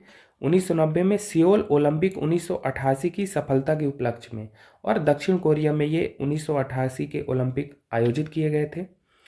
पुरस्कार 2-2 वर्षों के अंतराल में दिए जाते हैं और पुरस्कार राशि है 2 लाख अमेरिकी डॉलर। ये पुरस्कार राशि है 2 लाख अमेरिकी डॉलर। एक बात यहाँ पर ध्यान रखना है कि सियोल शांति पुरस्कार वर्ष 2018 के लिए भारतीय प्रधानमंत्री नरेंद्र मोदी को दिया गया था। वहीं 2020 का अगर हम बात करें तो अंतर्राष्ट्रीय ओलंपिक समिति के अध्यक्ष हैं थॉमस बाख, उनको दिया गया था। 18 का PM मोदी को दिया गया था, 20 का थॉमस बाख को दिया गया था, और अभी 2022 का किसको दिया गया है? WW के जनक है टिम बर्नेस-ली। इंपॉर्टेंट है, पूछा जा सकता है। अब हम नवंबर 2022 में चर्चा में रहे खेल प्रदर्शन को देख लेते हैं। इसमें सबसे पहली बात राष्ट्रीय खेल पुरस्कार 2022 के बारे में है। नेशनल स्पोर्ट्स अवार्ड्स 2022, जिनकी घोषणा केंद्रीय युवा कार्यक्रम एवं खेल मंत्रालय भारत सरकार द्वारा 14 नवंबर 2022 को की गई, और इनका वितरण राष्ट्रपति द्रौपदी मुर्मू द्वारा किया गया। हम कुछ बातें जान लेते हैं राष्ट्रीय खेल पुरस्कार के बारे में, कुछ मूलभूत बातें जान लेते हैं। तो राष्ट्रीय खेल पुरस्कारों के अंतर्गत 6 श्रेणियों में पुरस्कार दिए जाते हैं, जैसे मेजर ध्यानचंद खेल रत्न पुरस्कार, ऐसे ही लाइफ टाइम अचीवमेंट के लिए ध्यानचंद पुरस्कार, अर्जुन पुरस्कार, द्रोणाचार्य पुरस्कार, मौलाना अबुल कलाम आज़ाद ट्रॉफी, खेल प्रोत्साहन पुरस्कार। इनको हम क्रम क्रम से देखते हैं और इनके बारे में कुछ बेसिक बातें भी जान लेते हैं, क्योंकि विगत वर्षों में इनसे संबंधित प्रश्न पूछे गए हैं। सही जोड़ी मिलाओं में प्रश्न पूछा गया कि जैसे मेजर ध्यानचंद खेल रत्न पुरस्कार, इसका नाम परिवर्तन कब किया गया, या इसका पुराना नाम जो है राजीव गांधी खेल रत्न पुरस्कार, इसकी शुरुआत कब हुई। तो इनके बारे में कुछ बातें जान लेते हैं। जैसे सबसे पहला है मेजर ध्यानचंद खेल रत्न पुरस्कार। तो देखिए, इसका पुराना नाम क्या था, राजीव गांधी खेल रत्न पुरस्कार। 2021 में नाम बदल के कर दिया गया मेजर ध्यानचंद खेल रत्न पुरस्कार। तो ध्यान रखना है कि नाम परिवर्तन कब किया गया, 2021 में। पुराना नाम क्या था, राजीव गांधी खेल रत्न पुरस्कार। ठीक है, खेल रत्न पुरस्कार। अब ये जो पुरस्कार है मेजर ध्यानचंद खेल रत्न पुरस्कार, ये देश का सर्वोच्च खेल पुरस्कार है। इसकी स्थापना की गई थी 1991-92 में, और इसमें पुरस्कार राशि कितनी है, 25 लाख रुपए। ये बात ध्यान रखना है। स्थापना 1991-92 में है और 25 लाख रुपए इसकी पुरस्कार राशि है। अब ये पुरस्कार पिछले 4 वर्षों की अवधि में खिलाड़ी द्वारा खेल के क्षेत्र में शानदार और उत्कृष्ट प्रदर्शन के लिए दिए जाते रहे हैं। कुछ बातें अगर हम करें कि वर्ष 1991-92 का पहला जो खेल रत्न पुरस्कार है वो किसे मिला था, तो ये मिला था विश्वनाथन आनंद को, जो कि शतरंज खिलाड़ी हैं। यानी 1992 में पहला जो खेल रत्न पुरस्कार है वो किसको मिला है, विश्वनाथन आनंद, ये शतरंज खिलाड़ी हैं। 1998 में ये मिला है क्रिकेटर सचिन तेंदुलकर को। ये MPPSC 2017 में पूछा गया था प्री के। तो ध्यान रखना, ऐसे कुछ चीज़ें पूछी जाती हैं। 2008 का अवार्ड MS धोनी को मिला, ये भी क्रिकेटर हैं। जो पिछली बार अवार्ड था 2021 का, उसमें 12 हस्तियों को अवार्ड मिला, जिसमें नीरज चोपड़ा और सुनील छेत्री शामिल हैं। अब हम देखते हैं कि 2022 का अवार्ड किसे मिला है। तो 2022 का अवार्ड मिला है टेबल टेनिस खिलाड़ी हैं शरत कमल अचंता। ठीक है, इनको मिला है 2022 का अवार्ड मेजर ध्यानचंद खेल रत्न पुरस्कार। अगर पूछा जाएगा तो ध्यान रखना है। एक बात और महत्वपूर्ण है शरत कमल अचंद के बारे में, कि शरत कमल अचंद को अंतर्राष्ट्रीय टेबल टेनिस महासंघ के एथलीट आयोग का सदस्य चुना गया है। ये बात इंपॉर्टेंट है, और इस पद पर चुने जाने वाले वो पहले ऐसे भारतीय हैं। ये बात ध्यान रखना है कि अंतर्राष्ट्रीय टेबल टेनिस महासंघ का के एथलीट आयोग का सदस्य अचंद शरत कमल को चुना गया। चलते हैं आगे और अगली बात करते हैं। अगली बात अर्जुन पुरस्कारों से संबंधित है। राष्ट्रीय खेल पुरस्कारों में दूसरा पुरस्कार है अर्जुन पुरस्कार। कुछ अर्जुन पुरस्कार के बारे में कुछ मूलभूत बातें जानते हैं। तो अर्जुन पुरस्कार की स्थापना जो है 1961 में की गई थी, और यहाँ पर पुरस्कार राशि है 15 लाख रुपए। ये बात ध्यान रखनी है, 1961 में स्थापित है, 15 लाख रुपए। क्यों दिए जाते हैं अर्जुन पुरस्कार, तो यहाँ पर लिखा है खेल कूद और गेम्स में उत्कृष्ट प्रदर्शन के लिए दिए जाते हैं। यानी पिछले 4 वर्षों की अवधि में अच्छे प्रदर्शन व नेतृत्व कौशल, खेल भावना, अनुशासन की भावना दिखाने के लिए ये खिलाड़ियों को मिलते रहे। अगर हम इस बार बात करें 2022 में, तो 2022 में 25 खिलाड़ियों को दिया गया है ये अर्जुन पुरस्कार। और ये आप देखेंगे पूरी लिस्ट है, ये आप देखेंगे यहाँ पर 8 फिर 17 हो गए, और आगे चलेंगे ये 25 पूरे खिलाड़ी। एक बार इनका नाम आप देख लेंगे। कुछ महत्वपूर्ण खिलाड़ियों की मैं बात करता हूँ, जैसे सीमा पुनिया एथलेटिक्स संबंधित है। जो हमारे MPPSC प्रारंभिक परीक्षा में प्रश्न पूछे जाते हैं ऐसे ही पूछे जाते हैं। नाम किसी खिलाड़ी का पूछ लेगा और पूछेगा कि इनका संबंध किस खेल से है। जैसे ये लक्ष्य सेन है, बैडमिंटन संबंधित है। HS प्रणय है, बैडमिंटन से संबंधित है। ठीक है, अविनाश साबले हैं, एथलेटिक्स से संबंधित है। निखत जरीन है, बॉक्सिंग से संबंधित है। ठीक है, तो ऐसे ये सब नाम हैं, आपको एक बार इनका नाम जरूर पढ़ लेना। 25 लोगों को अर्जुन पुरस्कार मिला है। चलते हैं आगे और अगले अवार्ड की बात करते हैं। अगला जो राष्ट्रीय खेल पुरस्कार के अंतर्गत आता है वो है द्रोणाचार्य पुरस्कार। तो द्रोणाचार्य पुरस्कार की स्थापना 1985 में हुई थी, और ये प्रशिक्षकों या कोच को दिए जाते हैं। आप देखिए यहाँ पर लिखा है खेल कूद और गेम्स में उत्कृष्ट कोच के लिए ये द्रोणाचार्य पुरस्कार दिए जाते हैं। 2 श्रेणियों में दिए जाते हैं, एक श्रेणी है नियमित श्रेणी और एक है लाइफ टाइम श्रेणी। लाइफ टाइम श्रेणी यानी जीवन काल भर योगदान के लिए। अब नियमित श्रेणी में जो पुरस्कार राशि है ये 10 लाख रुपए है। वहीं जो लाइफ टाइम के लिए श्रेणी है द्रोणाचार्य पुरस्कार के लिए, वहाँ पर पुरस्कार राशि 15 लाख रुपए है। और एक बात ध्यान रखना है कि एक वर्ष में 5 से अधिक लोगों के लिए द्रोणाचार्य पुरस्कार नहीं दिया जाएगा, यानी 5 या 5 से कम के लोगों को। आप देखेंगे कि नियमित श्रेणी में ये 4 लोगों को मिला है। ये आप नाम देख लेंगे, एक बार पढ़ लेंगे कि जैसे जीवन जोत सिंह तेजा है, तीरंदाजी से संबंधित है, ठीक है। ऐसे ही क्रिकेट से संबंधित है दिनेश, तो ये नाम आप एक बार पढ़ लेंगे। चलते हैं आगे और अगली कैटेगरी देखते हैं। अगली कैटेगरी है ध्यानचंद पुरस्कार लाइफ टाइम अचीवमेंट के लिए खेलकूद और गेम्स में। तो इन पुरस्कारों को की जो स्थापना है वर्ष 2002 में हुई थी और यहाँ पर पुरस्कार राशि है 10 लाख रुपए। ध्यान रखना, मेजर ध्यानचंद के नाम से खेल रत्न पुरस्कार भी दिए जाते हैं और लाइफ टाइम अचीवमेंट पुरस्कार भी दिए जाते हैं, ये ध्यान रखना है। तो यह उन खिलाड़ियों को दिया जाता है जिन्होंने अपने प्रदर्शन से खेल में योगदान दिया है तथा सेवानिवृत्ति के बाद भी खेल को बढ़ावा देने में योगदान कर रहे हैं। ये बात ध्यान रखना है कि लाइफ टाइम अचीवमेंट सेवानिवृत्ति के बाद भी खेल को बढ़ावा देने वाले लोगों को मिल रहा है, ठीक है। अब देखिए 4 लोगों को मिला है, इनका नाम आप एक बार देख लेंगे। 5वीं श्रेणी है राष्ट्रीय खेल प्रोत्साहन पुरस्कार। राष्ट्रीय खेल प्रोत्साहन पुरस्कारों की स्थापना 2009 में हुई है। अब ध्यान रखना है कि इसमें कोई भी पुरस्कार राशि नहीं मिलती है।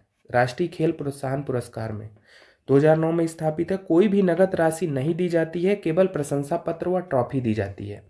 अब ये किन किन संस्थाओं को मिल सकती है, तो निजी और सार्वजनिक दोनों ही क्षेत्रों की कारपोरेट संस्थाओं को मिल सकता है, खेल नियंत्रण बोर्डों को मिल सकता है, राज्य और राष्ट्रीय स्तर पर खेल निकायों व एनजीओ को ये दिया जा सकता है। और उन संस्थाओं को मिलता है ये पुरस्कार जिन्होंने खेल के प्रचार और विकास में अहम भूमिका निभाई है। तो आप यहाँ पर देखेंगे किस कैटेगरी में किस संस्था को मिला है, तो आप एक बार ऐसे इनको देख सकते हैं। अब जो राष्ट्रीय पुरस्कार है, राष्ट्रीय खेल पुरस्कार है, उसकी एक अंतिम श्रेणी है मौलाना अबुल कलाम आज़ाद ट्रॉफी। और आप देखेंगे कि इसकी स्थापना कब हुई, तो इसकी स्थापना हुई 1956-57 में मौलाना अबुल कलाम आज़ाद ट्रॉफी की। अब यह पुरस्कार किन क्षेत्रों में दिया जाता है, तो ये विश्वविद्यालयों को प्रदान किया जाता है। जैसे आप देखेंगे वर्ष 2022 का पुरस्कार गुरु नानक देव विश्वविद्यालय अमृतसर को मिला है।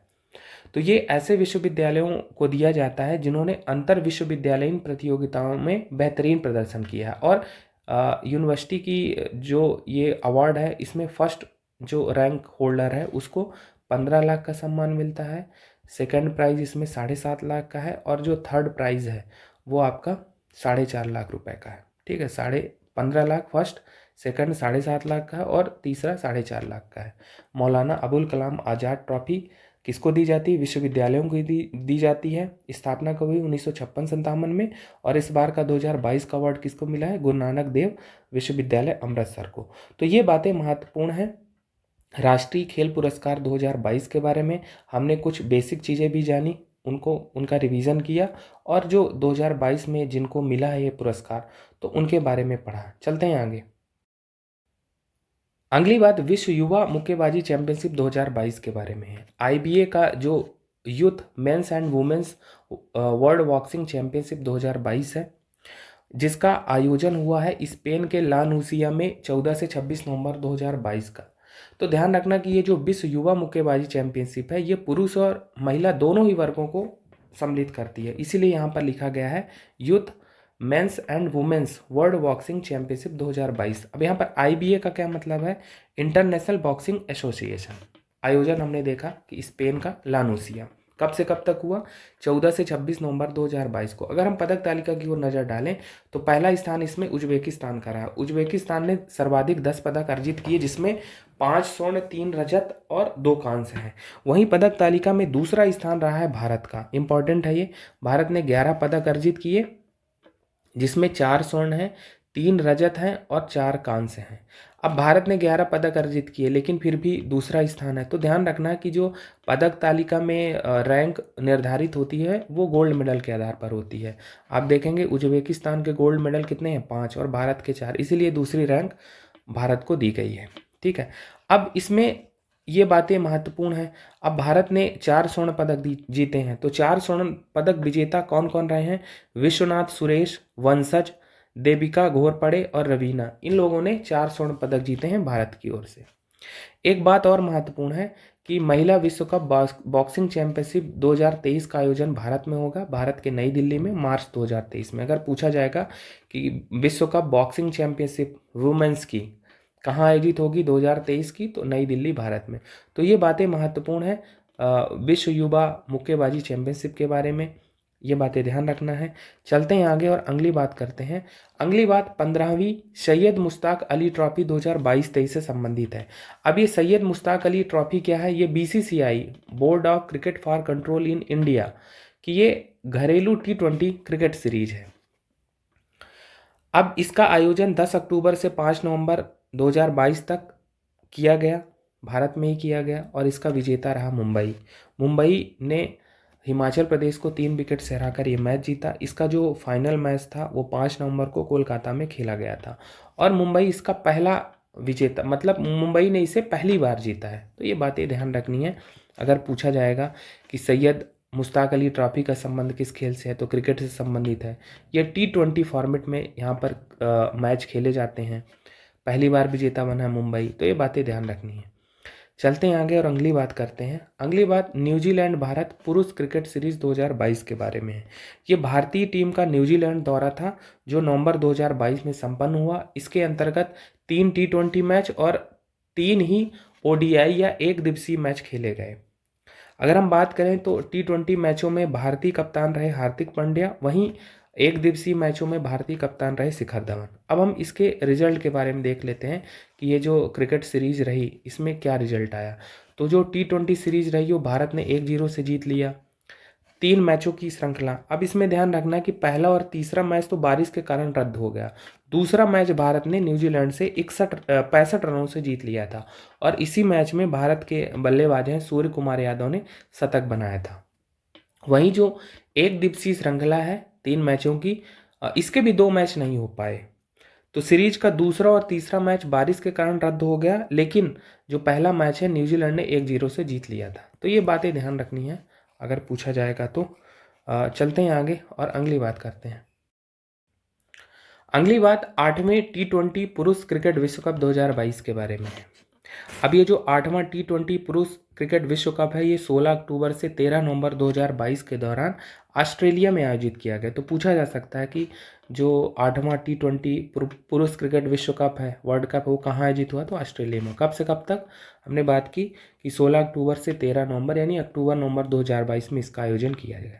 अब इसमें सबसे महत्वपूर्ण बात है इसके विजेता को लेकर कि 8वां T20 पुरुष क्रिकेट विश्व कप 2022 का विजेता कौन रहा है? तो इंग्लैंड रहा है, और इंग्लैंड ने फाइनल मैच में पाकिस्तान को 5 विकेट से हराकर दूसरी बार ये खिताब जीता है। पहली बार 2010 में वो T20 विश्व कप का विजेता बना था, और अभी पाकिस्तान को हराकर 8वां T20 विश्व कप जीता है इसने।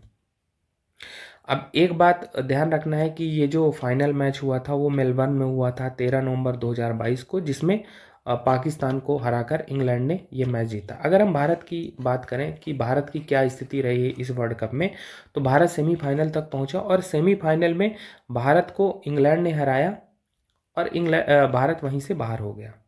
कुछ और बातें जान लेते हैं, जैसे पाकिस्तान के इसमें कप्तान कौन रहे? बाबर आजम। इसमें इंग्लैंड के कप्तान रहे हैं जोस बटलर। ये विकेट कीपर बल्लेबाज है। जो रूट का नाम इसलिए ध्यान आ रहा है क्योंकि 2017 के प्रारंभिक परीक्षा उसमें जो रूट को लेकर प्रश्न पूछा गया था कि जो रूट का संबंध किस खेल से है, तो ये क्रिकेट के खिलाड़ी हैं, इंग्लैंड के ही हैं, और जोस बटलर कप्तान रहे हैं इस T20 वर्ल्ड कप में इंग्लैंड टीम के। पाकिस्तान के बाबर आजम, भारतीय टीम के कप्तान रोहित शर्मा रहे हैं। और कुछ और बातें अगर इस विश्व कप T20 पुरुष क्रिकेट विश्व कप के बारे में जाने, तो भारत के विराट कोहली ने टूर्नामेंट में सर्वाधिक रन बनाए। वहीं वानिंदु हसरंगा जो कि श्रीलंका के बॉलर हैं, उन्होंने सर्वाधिक 15 विकेट लिए। प्लेयर ऑफ द टूर्नामेंट का अवार्ड मिला है इंग्लैंड के ऑलराउंडर सैम कुरन को। और आगामी आयोजन की बात करें कि आगामी T20 विश्व कप कहाँ होगा 2024 में, अमेरिका व वेस्ट इंडीज की संयुक्त मेजबानी में होगा। तो ये कुछ महत्वपूर्ण बातें हैं T20 पुरुष क्रिकेट विश्व कप 2022 के बारे में, ध्यान रखना है। चलते हैं आगे और अगली बात करते हैं। अगली बात भारतीय क्रिकेटर ऋतुराज गायकवाड़ से संबंधित है। अभी हाल ही में चर्चा में क्यों रहे हैं? क्योंकि इन्होंने विजय हजारे ट्रॉफी टूर्नामेंट में 1 ओवर में 7 छक्के लगाए और 43 रन बनाए, और इसीलिए चर्चा में रहे हैं। तो पूछा जाएगा कि ऋतुराज गायकवाड़ का संबंध किस खेल से है, तो ध्यान रखना ये क्रिकेटर हैं। क्यों चर्चा में रहे हैं? क्योंकि विजय हजारे ट्रॉफी ये एक दिवसीय टूर्नामेंट है, उसमें उन्होंने 1 ओवर में 7 छक्के लगाए। अब 7 छक्के लगाए तो 6 तो नॉर्मल बॉल थी और 1 नो बॉल थी, ठीक है। तो नो बॉल का 1 एक्स्ट्रा रन मिल गया और 6 रन वो हो गए, तो 7 रन ये हो गए और 6 छक्कों का 36 रन वो हो गया, तो 43 रन ये हो गया। तो ये बात ध्यान रखनी है अगर पूछा जाएगा हमारे एग्जाम में ऋतुराज गायकवाड़ के बारे में, तो ध्यान रखना है। चलते हैं आगे और अगली बात करते हैं। अगली बात भारतीय टेबल टेनिस खिलाड़ी मनिका बत्रा से संबंधित है। क्यों चर्चा में रही है मनिका बत्रा? मनिका बत्रा ने Asia cup table tennis championship 2022 में महिला वर्ग में कांस्य पदक जीता है, और Asia cup table tennis championship में कोई पदक जीतने वाली वो पहली भारतीय खिलाड़ी बन गई हैं, तो ध्यान रखना है। जो Asia cup table tennis championship 2022 थी, इसका आयोजन बैंकॉक थाईलैंड में किया गया था 16 से 19 नवंबर 2022 को।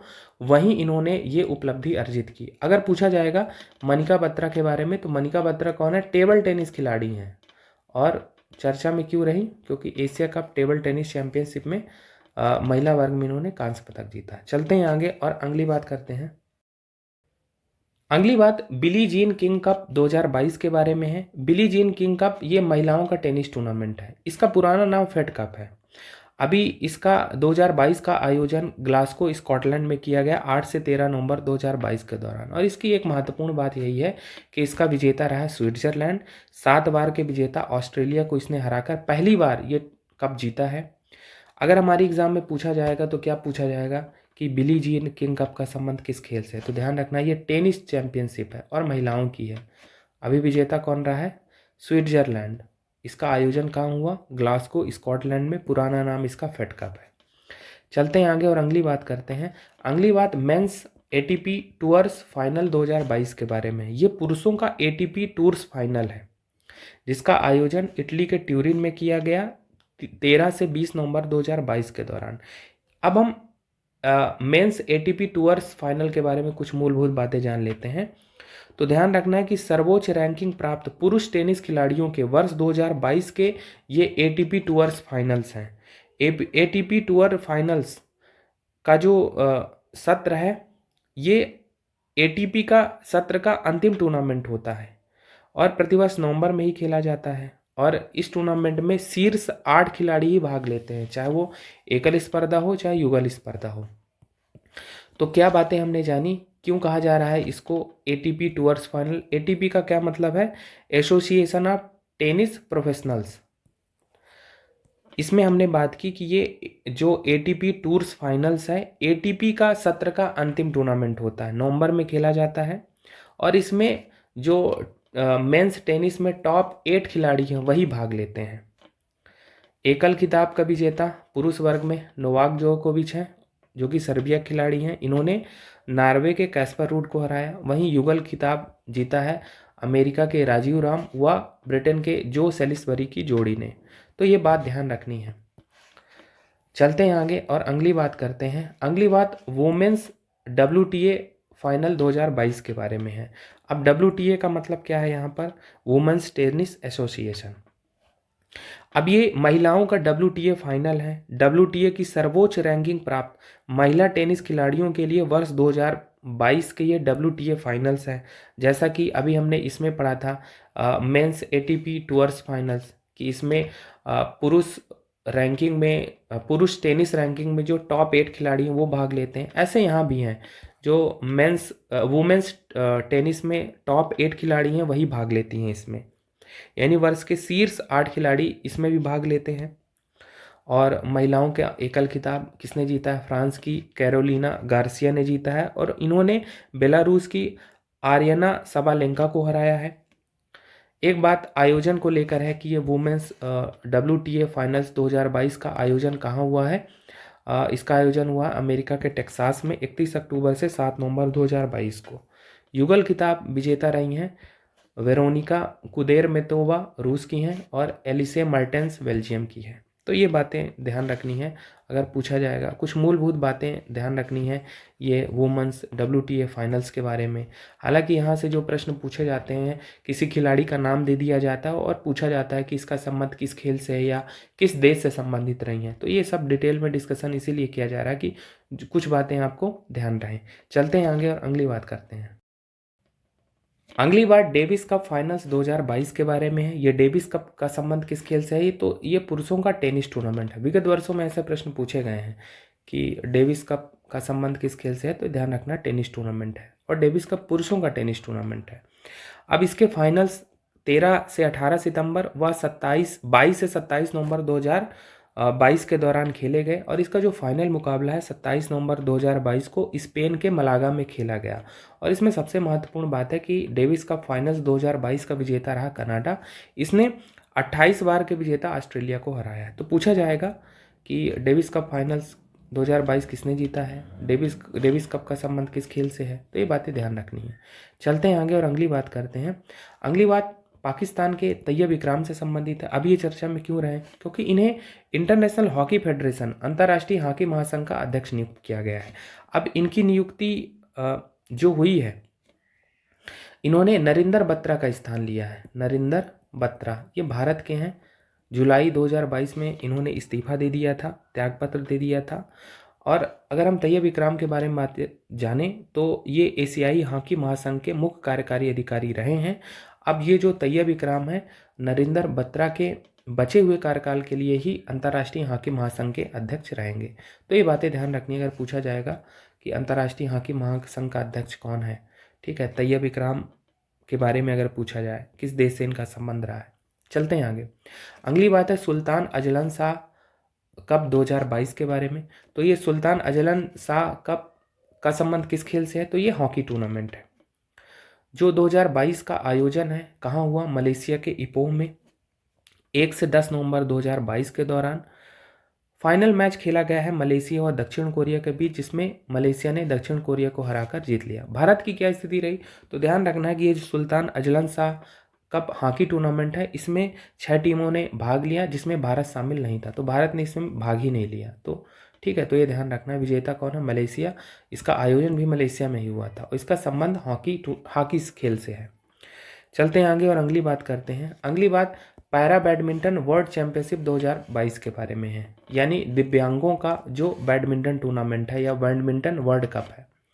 तो इसका आयोजन टोक्यो जापान में किया गया 1 से 6 नवंबर 2022 के दौरान। और इसमें अगर हम पदक तालिका की ओर नज़र डालें तो पहला स्थान रहा है इंडोनेशिया का। इंडोनेशिया ने 11 पदक अर्जित किए, जिसमें 6 स्वर्ण, 2 रजत और 3 कांस्य हैं। वहीं भारत का स्थान पदक तालिका में 5वां रहा। भारत ने 16 पदक अर्जित किए, जिसमें 2 स्वर्ण, 2 रजत और 12 कांस्य हैं। जो 2 स्वर्ण पदक आए हैं उसमें कौन कौन से भारतीय हैं? प्रमोद भगत और मनीषा रामदास। प्रमोद भगत और मनीषा रामदास। अगर पूछा जाए कि प्रमोद भगत कौन है तो ये पैरा बैडमिंटन खिलाड़ी हैं, ये ध्यान रखना। मनीषा रामदास कौन है? तो ये भी पैरा बैडमिंटन खिलाड़ी हैं। तो ये बातें महत्वपूर्ण हैं, ध्यान रखना है। चलते हैं आगे और अगली बात करते हैं। अगली बात वुमेन्स रग्बी वर्ल्ड कप 2021 के बारे में है। अब हम 2021 क्यों कह रहे हैं? क्योंकि 2021 का टूर्नामेंट कोविड-19 के कारण नहीं हुआ था, इसी कारण ये 2021 का वर्ल्ड कप कहा जा रहा है।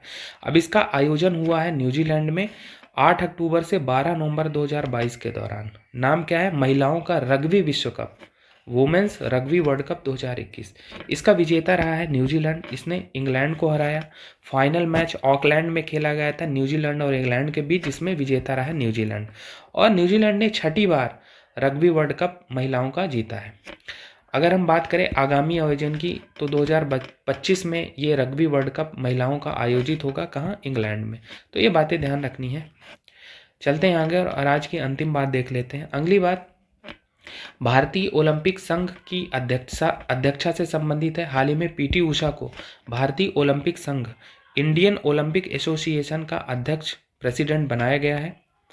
और ये पहला अवसर है जब कोई महिला भारतीय ओलंपिक संघ की हेड होगी या अध्यक्षा होगी। तो ध्यान रखना है कि पीटी उषा को भारतीय ओलंपिक संघ, इंडियन ओलंपिक एसोसिएशन का अध्यक्ष बनाया गया है। पीटी उषा के बारे में कुछ बातें जाने तो इन्हें उड़न परी के नाम से जाना जाता है, पायोली एक्सप्रेस भी कहा जाता है इन्हें, और इन्हें गोल्डन गर्ल के नाम से भी जाना जाता है। ये राज्यसभा सांसद भी हैं।